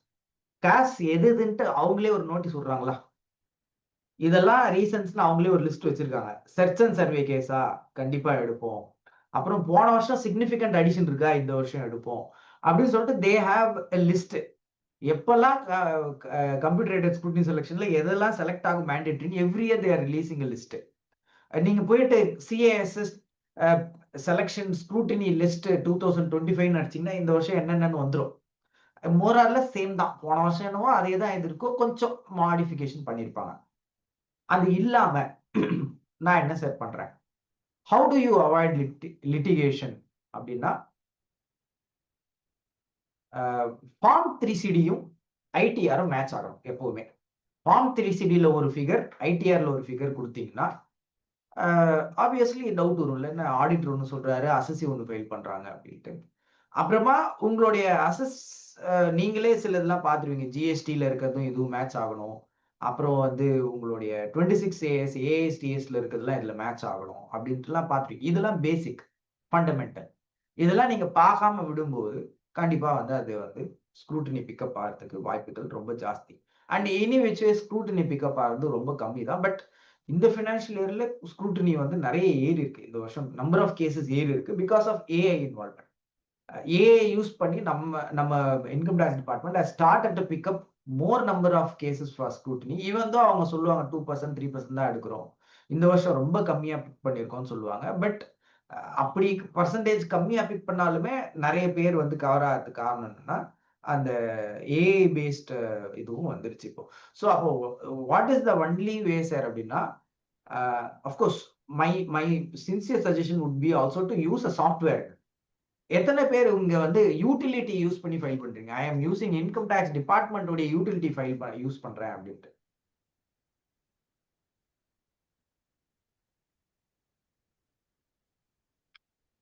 ஆர் இப்படி கேட்போம், சாஃப்ட்வேர்ஸ் எத்தனை பேர் யூஸ் பண்றீங்க? மீன்னு போட்டு கமெண்ட் அடிங்க. Using Winman, very good. Winman software, very good. Utility should be avoided. Why அப்படின்னா உங்களுக்கு வந்து இப்போ இந்த சாஃப்ட்வேர்ஸ் உடைய பிளஸ் என்னன்னு சொல்றேன். I also use one software. I have been using அதே சாஃப்ட்வேர் தான் for several years. Maybe I will change next year. I'm not very sure. But whenever you use these softwares, they have something called data validation. இந்த data validation இருக்கும்போது நீங்க miss பண்ற சில விஷயத்த அது பிடிச்சிடும். அதனாலதே வந்து பாத்தீங்கன்னா நான் வந்து எந்த ஐடிஆர்னு ஞாபகம் வச்சுக்க தேவையில்ல, எந்த டிடக்ஷன்ஸ்லாம் வந்து eligible for new scheme, old ஸ்கீம்ல எது எலிஜிபிள் இல்லை, அதெல்லாம் நான் இப்பெல்லாம் அது ஃபோக்கஸே பண்றது இல்லை. அதுக்கு காரணம் என்னன்னா I have software. Even though I know certain இதுனாலும் 234 ABC அது கரெக்டாக கால்குலேட் பண்ணிடும். அப்படின்னாலுமே I suggest still you check. இப்போ ரீசெண்டாக எங்கள் ஆஃபீஸில் ஒன்று பார்த்தோம், 234B வந்து அது சாஃப்ட்வேர் தப்பாக கம்ப்ளீட் பண்ணிடுச்சு. So human validation is also needed in addition to the software validation. Use software validation, add as many validation points as possible. நிறைய வேலிடேஷன் இருக்கும்போது உங்களுக்கு வந்து ஈஸியா வந்து யூ கேன் க்ளோஸ். அண்ட் இந்த டிடிஎஸ் ரிட்டர்ன்ல ஃபைல் பண்றதும் ஃபினான்ஷியல்ஸ்ல இருக்கிறதும் மேட்ச் ஆகணும். சம்டைம்ஸ் அந்த ஃபினான்ஷியல்ஸ்ல இருக்கிற நம்பர், அந்த ரேஷியோஸ்ல போடுற நம்பர் லாஸ்ட் மினிட்ல அப்லோட் பண்ணும்போது நம்பரை மாத்தி போட்டுருவாங்க. ஐசிடிஎஸ் டிக்ளரேஷன் இருக்காது. ஐசிடிஎஸ் டிக்ளரேஷன்லாம் பண்ணீங்கன்னா இட் ஷோஸ் தட் நீங்க நல்லா பண்றீங்க அப்படின்ட்டு. அது என்ன சார் ஐசிடிஎஸ்னா income computation disclosure standard. It is similar to accounting standard but slightly customised for income tax purpose. அதுல வந்து கொஞ்சம் எல்லாமே டுவர்ட்ஸ் டிபார்ட்மெண்ட் இருக்கும். ஸோ அதெல்லாம் நீங்க டிஸ்க்ளோஷர்லாம் நீங்க போடும்போது it appears like okay they are doing a fab job அப்படின்ற மாதிரி இருக்கும். ஸோ அது வந்து யூ என்ஷூர். அண்ட் இன்னொரு விஷயம் என்னன்னா, whenever you give too much detail in your tax audit report, நிறைய டீட்டெயில் நீங்க கொடுத்தீங்கன்னா அது வந்து பிக்கப் பண்றதுக்கு ரீசன்.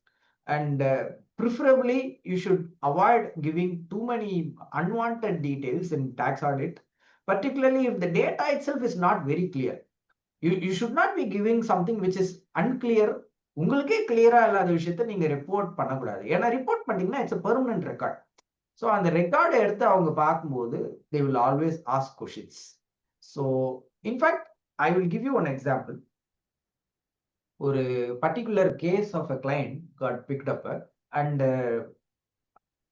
மோர் தென் 25 crores வந்து அடிஷன். ஸோ அப்போ வந்து என்ன ஆச்சுன்னா அந்த அடிஷனுக்கு ரீசன் என்னன்னா ஃபார்ம் 3CD ஒரு ஆடிட்டர் வந்து நிறைய டீட்டெயில் கொடுங்க, லோன் இந்த லோன் அந்த லோன் அந்த லோன். சரி இந்த லோன்லாம் கன்ஃபர்மேஷன் கொடுங்கன்னா கொடுக்க முடியல இல்லை. ஸோ அப்போ அது அடிஷன் சொல்லிட்டு அந்த லோன் எல்லாம் ஆட் பண்ணி அந்த லோனுக்கு tax.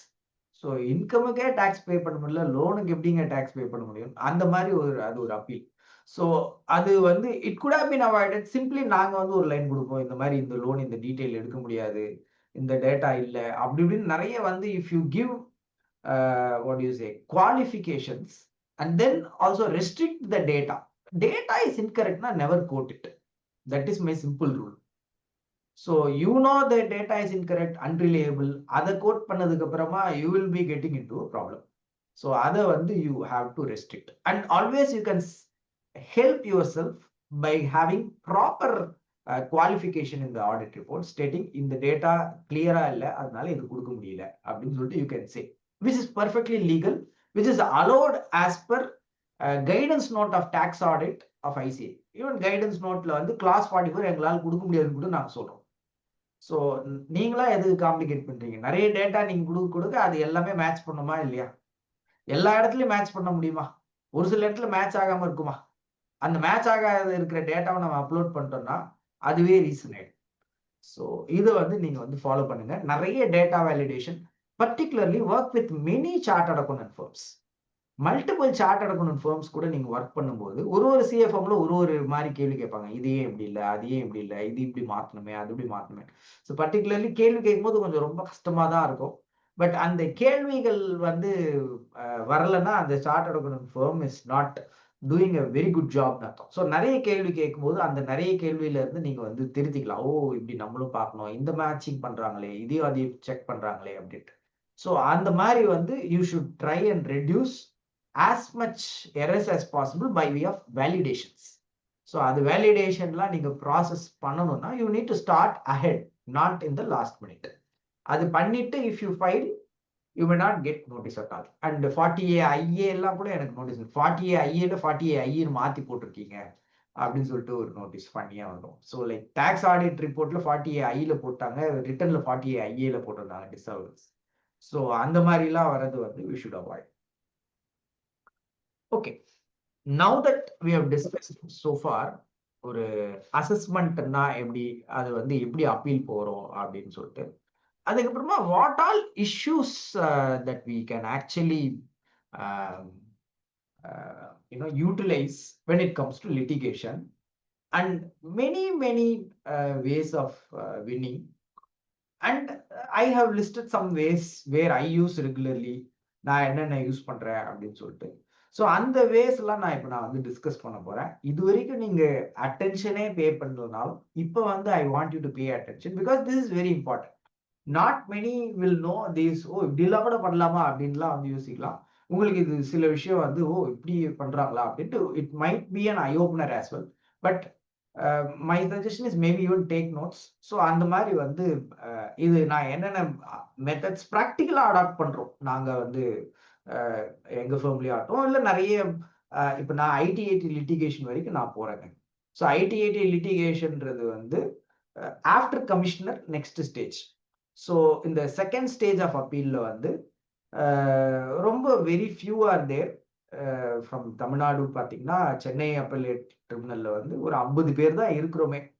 So which means that இதுல வந்து என்னென்ன பண்றோம், ஏது பண்றோம் அப்படின்றது எங்களுக்கு வந்து சில ஐடியாஸ் இருக்கும். அதை வந்து நான் உங்களுக்கு ஷேர் பண்றேன். நீங்க வந்து எப்படி இதை ஹேண்டில் பண்ணலாம் அப்படின்லாம் பார்ப்போம். ஸோ ஈவன் தோ 292 DB இருந்தாலுமே we can always say notice was invalid at the time of assessment. Appeal அப்ப முடியட்டியும் அசஸ்மெண்ட் அப்பயே பிடிச்சிட பாருங்க, நோட்டீஸ் டைமுக்கு நீங்க கொடுக்கல அப்படின்னு சொல்லிட்டு ஆரம்பிக்கலாம். இப்போ அப்பீல் போயிடுச்சுன்னா நோட்டீஸ் டைம் கொடுக்கலன்னா அசஸ்மெண்ட் ஃபுல்லும் கோஆப்ரேட் பண்ணிட்டு you can not ask that question. But assessment டைம்ல அதை பிடிக்க பாருங்க. So if at all an assessment notice comes to me, first I will see sign போட்டிருக்கா, யார் சைன் போட்டிருக்கா, அவங்களுக்கு அத்தாரிட்டி இருக்கா, அவங்க கொடுத்த நோட்டீஸ் வந்து கரெக்டான டேட்குள்ள கொடுத்துட்டாங்களா, இல்லை டைம் பார்ட் நோட்டீஸா. ஸோ அதை செக் பண்ணி நான் அங்கேயே எலிமினேட் பண்ண பார்ப்பேன். அங்க முடியல அப்படின்னா தான் ஐ வில் கோஆப்ரேட். அதுல டின் நம்பர் இல்லைன்னு சொல்லி ரிப்ளை கொடுத்துருவேன். ஸோ இன் எஃபெக்ட் ஃபர்ஸ்ட் ஸ்டேஜ்லயே you should douse the fire. சின்ன ஒரு நெருப்பு தான் வந்து பெரிய காட்டு தீயா மாற வாய்ப்பு இருக்கு. ஸோ அதனால வந்து ஸ்டார்டிங் ஸ்டேஜ்ல எவ்வளவுக்குள்ள க்ளோஸ் பண்ண பாக்குறோமோ அவ்வளவுக்குள்ள நமக்கு ஈஸி. அது க்ளோஸ் பண்ணாம அடுத்த ஸ்டேஜ் போகும்போது தான் பிரச்சனை. ஸோ உங்களுக்கு வந்து நான் இந்த செஷன் எடுக்கிற ஒரு மெயின் ரீசனே வந்து இந்த நிறைய மிஸ்டேக்ஸ் வந்து நான் பாக்குறேன். அப்பீல் பண்ணும்போது இதெல்லாம் ஹேண்டில் பண்ணும்போது நான் பாக்குறேன். அதனால என்னோட அப்பீல் ப்ராசஸும் கொஞ்சம் கஷ்டமா இருக்கு. ஸோ அதனால I want to make it easier for me and at the same time help with my knowledge whatever எனக்கு தெரிஞ்சது நான் உங்களுக்கு சொல்லி கொடுத்துட்டு நீங்க அது மூலமா உங்களுடைய பேர்டனை குறைக்கிறது தான் என்னோட ஐடியா. இன்னொன்னு என்ன பண்ணலாம்னா, ஜூரிஸ்டிக்ஷன் இல்லை, அந்த ஆபீசருக்கு ஜூரிஸ்டிக்ஷன் இருக்கா அப்படின்பாங்க. So if he has no jurisdiction over you and sometimes வந்து FAO இனிஷியேட் பண்ணிருப்பாங்க, like faceless assessment officer initiate பண்ணியிருப்பாரு. But actually you are non ரெசிடென்ட்டுக்கு it should be done by JAO. அந்த மாதிரி I am giving a simple random example, it may not be the case. So அந்த மாதிரி வந்து நீங்க எப்படி நீங்க கேட்கலாம், அவர் தானே கேட்கறதுக்கு ரைட் இருக்கு அப்படின்னு சொல்லிட்டு ஜூரிஸ்டிக்ஷனை வந்து நம்ம யூஸ் பண்ணலாம். அண்டு இது பத்தாதுன்னு சொல்லிட்டு சில இதுக்கு வந்து அப்ரூவல் வாங்காம they cannot start. 151ல அப்ரூவல் வாங்கணும், அப்படி இல்லையா 274ல பெனால்டி ஆர்டர் பாஸ் பண்ணும்போது அப்ரூவல் வாங்கணும். அந்த மாதிரி அப்ரூவலே இல்லாம அவங்க வந்து பண்ணிடுவாங்க. சார் எப்படி சார் இதை கண்டுபிடிப்பீங்க அப்படின்னா, ஒரு லைன் சின்னதா வரணும், prior approval from PCCIT has been sought or JCIT has been soughtன்னு அந்த லைன் வரணும். அந்த லைனே வரல அப்படின்னா நீங்க அப்ரூவல் வாங்கியிருக்கீங்களா இல்லையா அப்படின்ட்டு நீங்க மென்ஷன் பண்ணல. ஒருவேளை நீங்க அப்ரூவல் வாங்கிட்டு தான் இதை ஸ்டார்ட் பண்றீங்கன்னா அப்ரூவல் ஆன் ரெக்கார்டை நீங்க கொடுங்க, உங்க ரெக்கார்ட்ஸ்ல இருக்கிற அப்ரூவலை கொடுங்க, அதுக்கப்புறமா நான் கோஆபரேட் பண்றேன்னு சொல்லலாம். அதுலயே ஸ்டன் ஆயிடுவாங்க, ஐயோ அப்ரூவல் இல்லாம போயிடுச்சா, எப்படி மிஸ் ஆச்சு, அந்த லைன் போடல சார்னு அசிஸ்டன்ட் சொல்லுவாங்க, இன்ஸ்பெக்டர் சொல்லுவாங்க, அவ்வளவுதான் அந்த இன்ஸ்பெக்டரை பிடிச்சு திட்டுவாங்க. ஸோ அந்த ஒரு சின்ன லைனை வச்சு நான் தப்பிச்சிருப்பேன். அதுக்கப்புறமா ஆர்டர் போடும்போது SCNA இல்லாம போட்டுருவாங்க. SCNA இல்லாம போட்டாங்கன்னா அதுவும் உங்களுக்கு ஃபேவரபிளா யூஸ் பண்ணிக்கலாம். அதை வச்சு நீங்க ரிட்டு கூட ஃபைல் பண்ணலாம். But it is one of the major ground for appeal, SCN கொடுக்கல அப்படின்னு சொல்லிட்டு. அண்ட் SCN கொடுத்தாலும் SCNக்கு ரிப்ளை கொடுத்தா அந்த ரிப்ளையை வந்து அவர் கன்சிடர் பண்ணல. இதை வச்சே நான் ரிமாண்ட் போட்டு கேட்டிருக்கேன். ஸோ லைக் நான் கொடுத்த பதில் கன்சிடர் பண்ணிட்டு தானே அவர் ஆர்டர் போட்டோம். 144B சப்செக்ஷன் 9ல வந்து அது வந்து சொல்லியிருக்காங்க.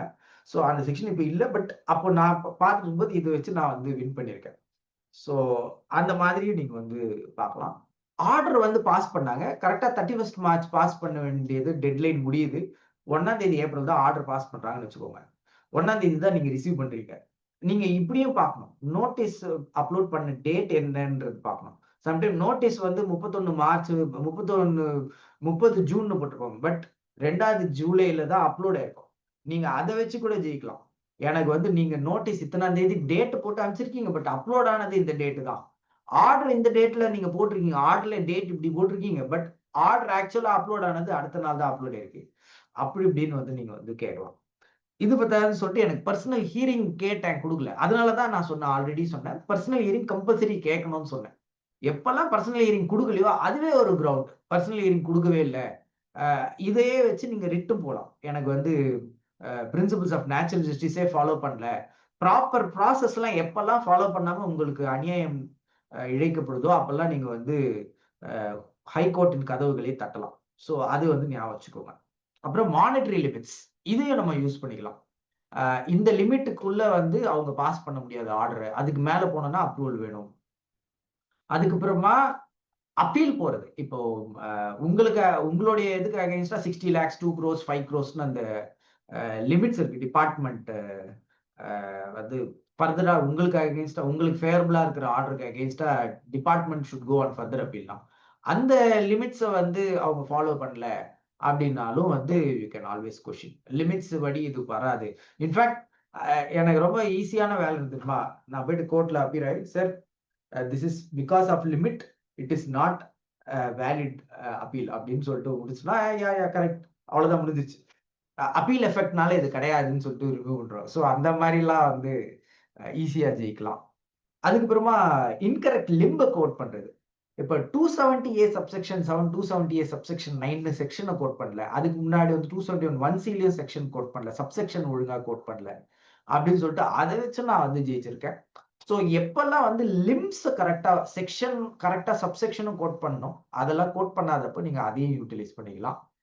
அதுக்குதான் சொல்லிட்டு உங்களுக்கு வந்து சப்போஸ் எங்களுக்கு இந்த மாதிரி ஒரு தகவல் கிடைச்சிருக்கு, அந்த தகவல் மூலமா தான் உங்க மேல ஆர்டர் பாஸ் பண்றோம் அப்படின்னா, சரி அந்த தகவல் எங்க இருந்து கிடைச்சது, அந்த தகவல் எனக்கு கொடுங்க அப்படின்னா, அந்த தகவலே கொடுக்காம ஆர்டர் மாத்திரம் பாஸ் பண்றாங்கன்னா அது ஒத்துக்க முடியாது. So material relate upon you can always ask, என்ன மெட்டீரியலை பேஸ் பண்ணி நீங்க இந்த ஆர்டர் பாஸ் பண்றீங்க. அப்புறம் எனக்கு வந்து ஒருத்தர் சொன்னாங்க, ஓகே அந்த சொன்னவங்களை கூப்பிடுங்க, நான் கிராஸ் விட்னஸ் பண்ணணும். அந்த கிராஸ் விட்னஸ் அப்படின்றது உங்களுக்கு லீகல் ரைட். ஃபர்கெட் அபவுட் இங்க எந்த ஒரு இதுனாலுமே யாருன்னா உங்களுக்கு ஒருத்தவங்க சொன்னாங்க அப்படின்னு சொல்லி உங்களுக்கு அகைன்ஸ்டா விட்னஸ் பண்ணும்போது, விட்னஸ் நிற்கும்போது நீங்க அவங்களுக்கு கிராஸ் விட்னஸ் பண்ணலாம். ஸோ இந்த cross witness power it's available everywhere. So அதையும் வந்து நீங்க யூட்டிலைஸ் பண்ணிக்கலாம். நீங்க வந்து கேஸ் ரீஓபன் பண்றதுக்கு சம்டைம் என்ன சொல்லுவாங்கன்னா, இது வந்து ஆடிட்ல பிக்கப் பண்ணிட்டாங்க, ஆடிட்னால நாங்க ரீஓபன் பண்ணிட்டோம், 263 வந்து பாஸ் பண்ணிருக்கோம். ஆடிட்னால ஓபன் பண்றது வந்து கூடாது. It is not a valid reason. அது மாதிரி வந்து ரீஓபன் பண்றதுக்கு வந்து நிறைய இன்வாலிட் ரீசன்ஸ் இருக்கு. அதெல்லாம் என்ன நீங்க பாத்துக்கோங்க. அதுல வந்து one of the couple of the things வந்து ரெட்ராஸ்பெக்டிவா எதனா அமெண்ட்மெண்ட் வந்துச்சுன்னா அந்த அமெண்ட்மெண்ட்டை வேஸ்ட் பண்ணி ரீஓபன் பண்றது கூடாது. அப்புறம் இன்னைக்கு ஒரு கேஸ் வந்திருக்கு, நியூ கேஸ் ஒன்று டிசைட் ஆயிருக்கு, அதை பேஸ் பண்ணி பழைய க்ளோஸ் ஆன இதுவை நான் வந்து திருப்பி ஓபன் பண்றேன் அப்படின்றது கூடாது. ஸோ இந்த மாதிரி சுச்சுவேஷன்ஸ்லாம் வந்து நான் வந்து அவாய்ட் பண்ணியிருக்கேன். அண்ட் இன்கேஸ் ஒரு அசஸ்மெண்ட் முடிஞ்சிருச்சு, நீங்க வந்து எதுவுமே வந்து அப்பீல் போல, இன்ட்ரெஸ்டும் கட்டிட்டீங்க, டாக்ஸும் கட்டிட்டீங்க, அப்போ 270A subsection 7, okay, not 9, 270A subsection 7 அந்த செக்ஷன்ல பெனால்டி இனிஷியேட் பண்ணிருக்காங்க. பட் தேவ் நாட் ஆக்டட் அப்பான்னு வச்சுக்கோங்களேன். நீங்க எப்போ வந்து இந்த ஆர்டர் வந்து வித்தின் 30 டேஸ்க்குள்ள பே பண்றீங்களோ அப்பவே you can also file something call form 68. இப்போ இந்த ஃபார்ம் 68 ஃபைல் பண்றீங்களோ they can not proceed against you for penalty. It's called immunity from penalty. இது நான் முதல்ல சொல்றேன்னு சொல்லுங்க. 270AA 270AA அப்படின்றது வந்து நீங்க வந்து அவாய்ட் பண்றதுக்கு ஒரு மெத்தட். 270AA வந்து உங்களுக்கு வந்து ஒரு வரப்பிரசாதம் சொல்லலாம். இம்யூனிட்டி ஃப்ரம் பெனால்டி ஃபார்ம் 68ஓட நீங்க யூட்டிலைஸ் பண்ணி நீங்க வந்து பண்ணலாம். சுதாகர் உங்க டவுட் நோட் பண்ணியிருக்கேன், நான் வரேன்.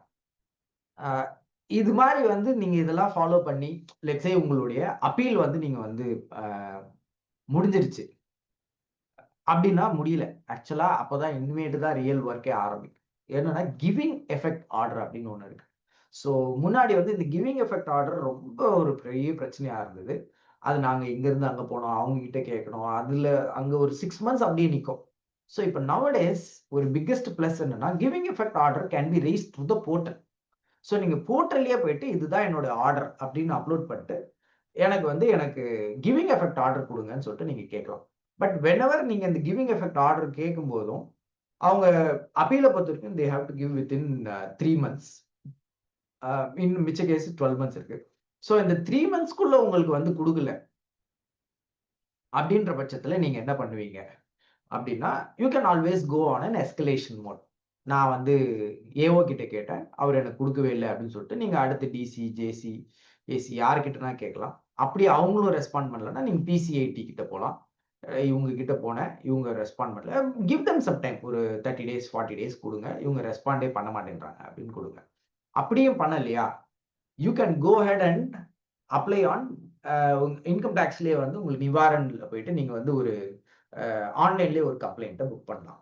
லெட்ஸ் சே அது நீங்க போடுறீங்க, அதுக்கு சம்டைம்ஸ் ரிப்ளை எப்படி வரும்னா, your reply your that's not belong to our இது, I am redirecting to somebody, இல்லைன்னா அங்க போய் கேளுங்க அப்படின்னு சொல்லிட்டு ரீடைரக்ட் பண்ணி விட்டுருவாங்களே தவிர வேலை முடியாது. ஸோ அந்த மாதிரி சுச்சுவேஷன்ஸ்லாம் வந்து இந்த மாதிரி பால் ஆடிட்டே இருக்காங்க, இங்கேருந்து அங்கே போகுது, இங்கேருந்து போகுது, யாருமே ரெஸ்பாண்ட் பண்ணல அப்படின்றப்போ first case scenario you have 2 more ஆப்ஷன்ஸ். மெட்ராஸ் ஹைகோர்ட்ல போயிட்டு நீங்க வந்து ரிட் ஃபைல் பண்ணி இந்த மாதிரி ஒரு ஆஃபீஸர் வந்து இது பண்ணி தான் ஆகணும்னு சொல்லிட்டு நீங்க வந்து ரிட் ஆஃப் மேண்டமஸ் செப்டியாரோ போய் பண்ணலாம். அப்படி இல்லை, எனக்கு வந்து அடிஷனலா இன்னும் ஹையஸ்ட் பவர் யூஸ் பண்ணணும் அப்படின்னு நீங்க ஃபீல் பண்ணீங்கன்னா there is something called CP grams. So CP grams எத்தனை பேர் கேள்விப்பட்டிருக்கீங்க?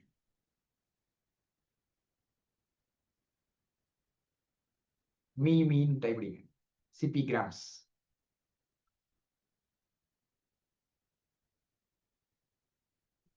சிபி கிராம்ஸ் கேள்விப்பட்டிருக்கீங்களா?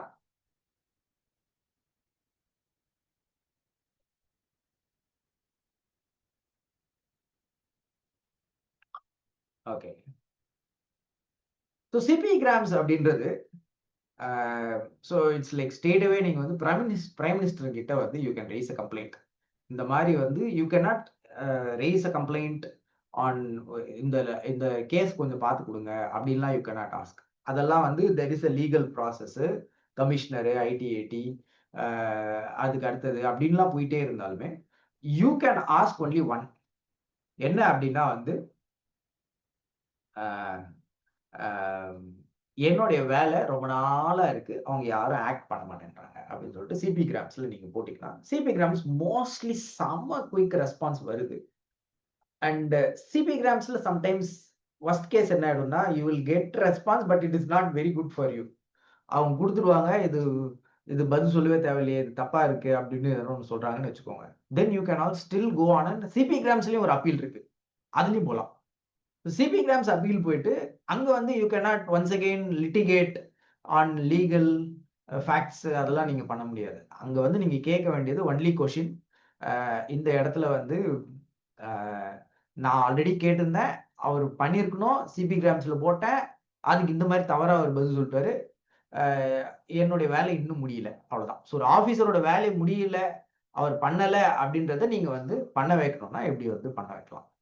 ஸோ இது வந்து நாங்கள் யூஸ் பண்ணியிருக்கோம். 2 crores worth ரீஃபண்ட் எல்லாம் வாங்கியிருக்கோம். ஸோ நிறைய பேருக்கு ரீஃபண்ட் வராது. 154 பெட்டிஷன் போட்டிருப்பீங்க, அப்பீல்ஸும் பெண்டிங்கா இருக்குன்னா 154ம் பல வருஷமா பெண்டிங் இருக்கும். ஸோ 154 பெட்டிஷன் போட்டிருப்பீங்கன்னா இந்த ப்ராசஸ்லாம் நீங்க அடாப்ட் பண்ணலாம். ஒவ்வொரு ஸ்டேஜா நீங்க நெக்ஸ்ட் ஸ்டேஜா வந்து எஸ்கலேட் பண்ணிட்டே போயிட்டு ஃபைனலா worst கேஸ் சினாரியோக்கு 2 பிரம்மாஸ்திரத்தை தூக்கிட வேண்டியதுதான். மெட்ராஸ் ஹைகோர்ட்டு, சிபி கிராம்ஸ் அப்படின்னு சொல்லிட்டு நீங்க வந்து தூக்கிடலாம். ஓகே.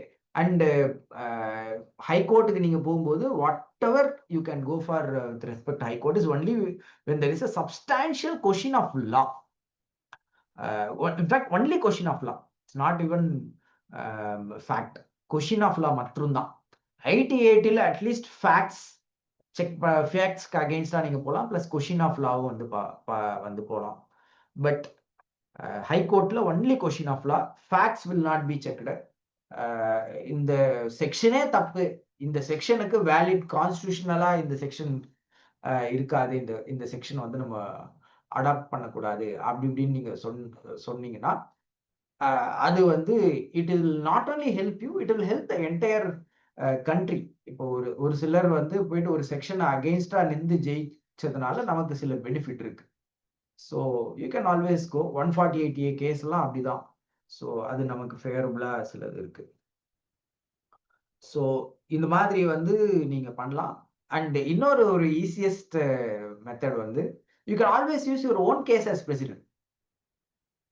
எனக்கு இதே மாதிரி 4 வருஷத்துக்கு முன்னாடி நடந்தது, அதுல வந்து எனக்கு இந்த மாதிரி ஃபேவரபுளா கொடுத்துருக்காங்க, அதே தான் இப்போ சிமிலர் ஸ்டேட்மெண்ட் ஆஃப் ஃபேக்ட்ஸ், அதனால இது வந்து please give me in my ஃபேவர்னா அதை வச்சு உடனடியாக கொடுத்துருவாங்க.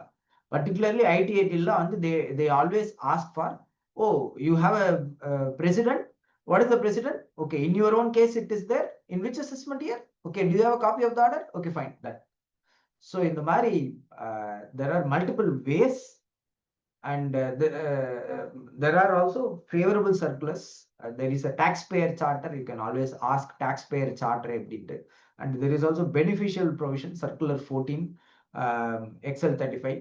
அதுல வந்து you can always say you are supposed to take care of the taxpayer, you cannot harass the taxpayer, அன்டியூவா வந்து நீங்க வந்து அவங்கள வந்து ஹார்ட்ஷிப்ல வைக்கக்கூடாது, அப்படி இப்படின்லாம் வந்து அந்த பெனிஃபிஷியல் சர்க்குலரை வந்து நீங்க யூட்டிலைஸ் பண்ணிக்கலாம்.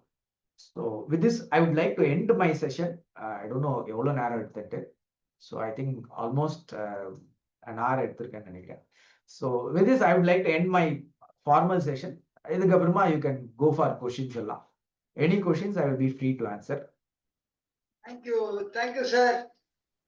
இன்கம் டேக்ஸ்ல ரிட்டர்ன் ஃபைல் பண்ற வரைக்கும் வந்தோம். அடுத்த லெவல்ல வந்து நம்மளோட பிராக்டிஷனர் நல்ல லெவலுக்கு போகணுன்ற அடிப்படையில நிறைய விஷயம் வந்து நோட்டீஸ் வந்தா பயப்படக்கூடாது அப்படின்ற விஷயங்கள் வந்து ஆணித்தரமா வந்து நோ பேனிக் அப்படின்ற மாதிரி விஷயங்கள் சொன்னீங்க. ஃபர்ஸ்ட் நோட்டீஸ் வந்தா அதுக்கு ரிப்ளை கொடுக்கணும். அந்த ரிப்ளை வந்து அதனுடைய இது டின்ல சைன் ஆயிருக்கா இல்லையா, வித்தின் டைம் லிமிட்ல வந்து நம்ம வந்து டைம் லிமிட்ல இயர்ல கொடுத்துருக்காங்களா இல்லையா, நம்ம ரிப்ளை டைம் லிமிட்ல ஃபைல் பண்றோமா, அதை வந்து போஸ்ட்போன் பண்ணக்கூடாது, இமிடியேட் ஆக்ஷன்ஸ் எடுக்கணும். இந்த மாதிரி நிறைய விஷயங்கள் வந்து நீங்க வந்து இதுல வந்து கொடுத்துருக்கிறீங்க. இதுல வந்து இந்த எஸ்சியோட வேலிடிட்டி, எஸ்சிஎன்னா என்ன, அந்த எஸ்சிஎன் ஏதாவது டிமாண்ட் தான் வந்துச்சுன்னா அது எவ்வளவு நாள்ல பணத்தை கட்டணும், அப்படி எவ்வளவு நாள்ல பணத்தை கட்ட அப்பீல் போனோம், வித்தின் 30 days அப்பீல் ஆர்டர் வந்து 30 நாள்ல அப்பீல் போனோம். அந்த மாதிரி விஷயங்கள் அது மாதிரி நிறைய விஷயங்கள் நிறைய அழகா சொல்லியிருக்கீங்க. இதுல வந்து இந்த 270AA அப்படின்ற விஷயம் வந்து ரொம்ப சூப்பர். ஏன்னா இன்ட்ரெஸ்ட் பே பண்ணா பெனால்ட்டி அவாய்ட் பண்றதுக்கு வித்தின் 30 days ஃபார்ம் 68 வந்து ஃபைல் பண்ணணும் அப்படின்னு வந்து விஷயங்கள் கொடுக்குறீங்க. கடைசியா நம்ம வந்து நேச்சுரல் ஜஸ்டிஸ் போராடுறதுக்கு வந்து ரிட் பெட்டிஷன், சிபி கிராம்ஸ் அப்படின்ற விஷயங்கள் வந்து இன்னைக்கு வந்து நிறைய தெரியாம இருந்தது. அந்த சிபி கிராம்ஸ் மூலம் அது மூலம் எல்லாம் அதுக்கு மேலே அப்பீலும் போலாம் அப்படின்னு வந்து நிறைய விஷயங்கள் சொல்லியிருக்கீங்க. பர்சனல் ஹியரிங் அட்டன் பண்ணா அதுக்கு ரெக்கார்டிங் காப்பியோட கேட்டு வாங்கலாம் அப்படின்ற விஷயங்கள் நிறைய விஷயங்கள் வந்து கொடுத்துருக்கீங்க. இது திருப்பி ரெக்கார்டிங்ல போட்டு பார்க்கும்போது இன்னும் வந்து எனக்கு வந்து நல்ல ஒரு அவேர்னஸ் கிடைக்கும் அப்படின்னு நான் நினைச்சுக்கிறேன். Thank you sir, very kind of you.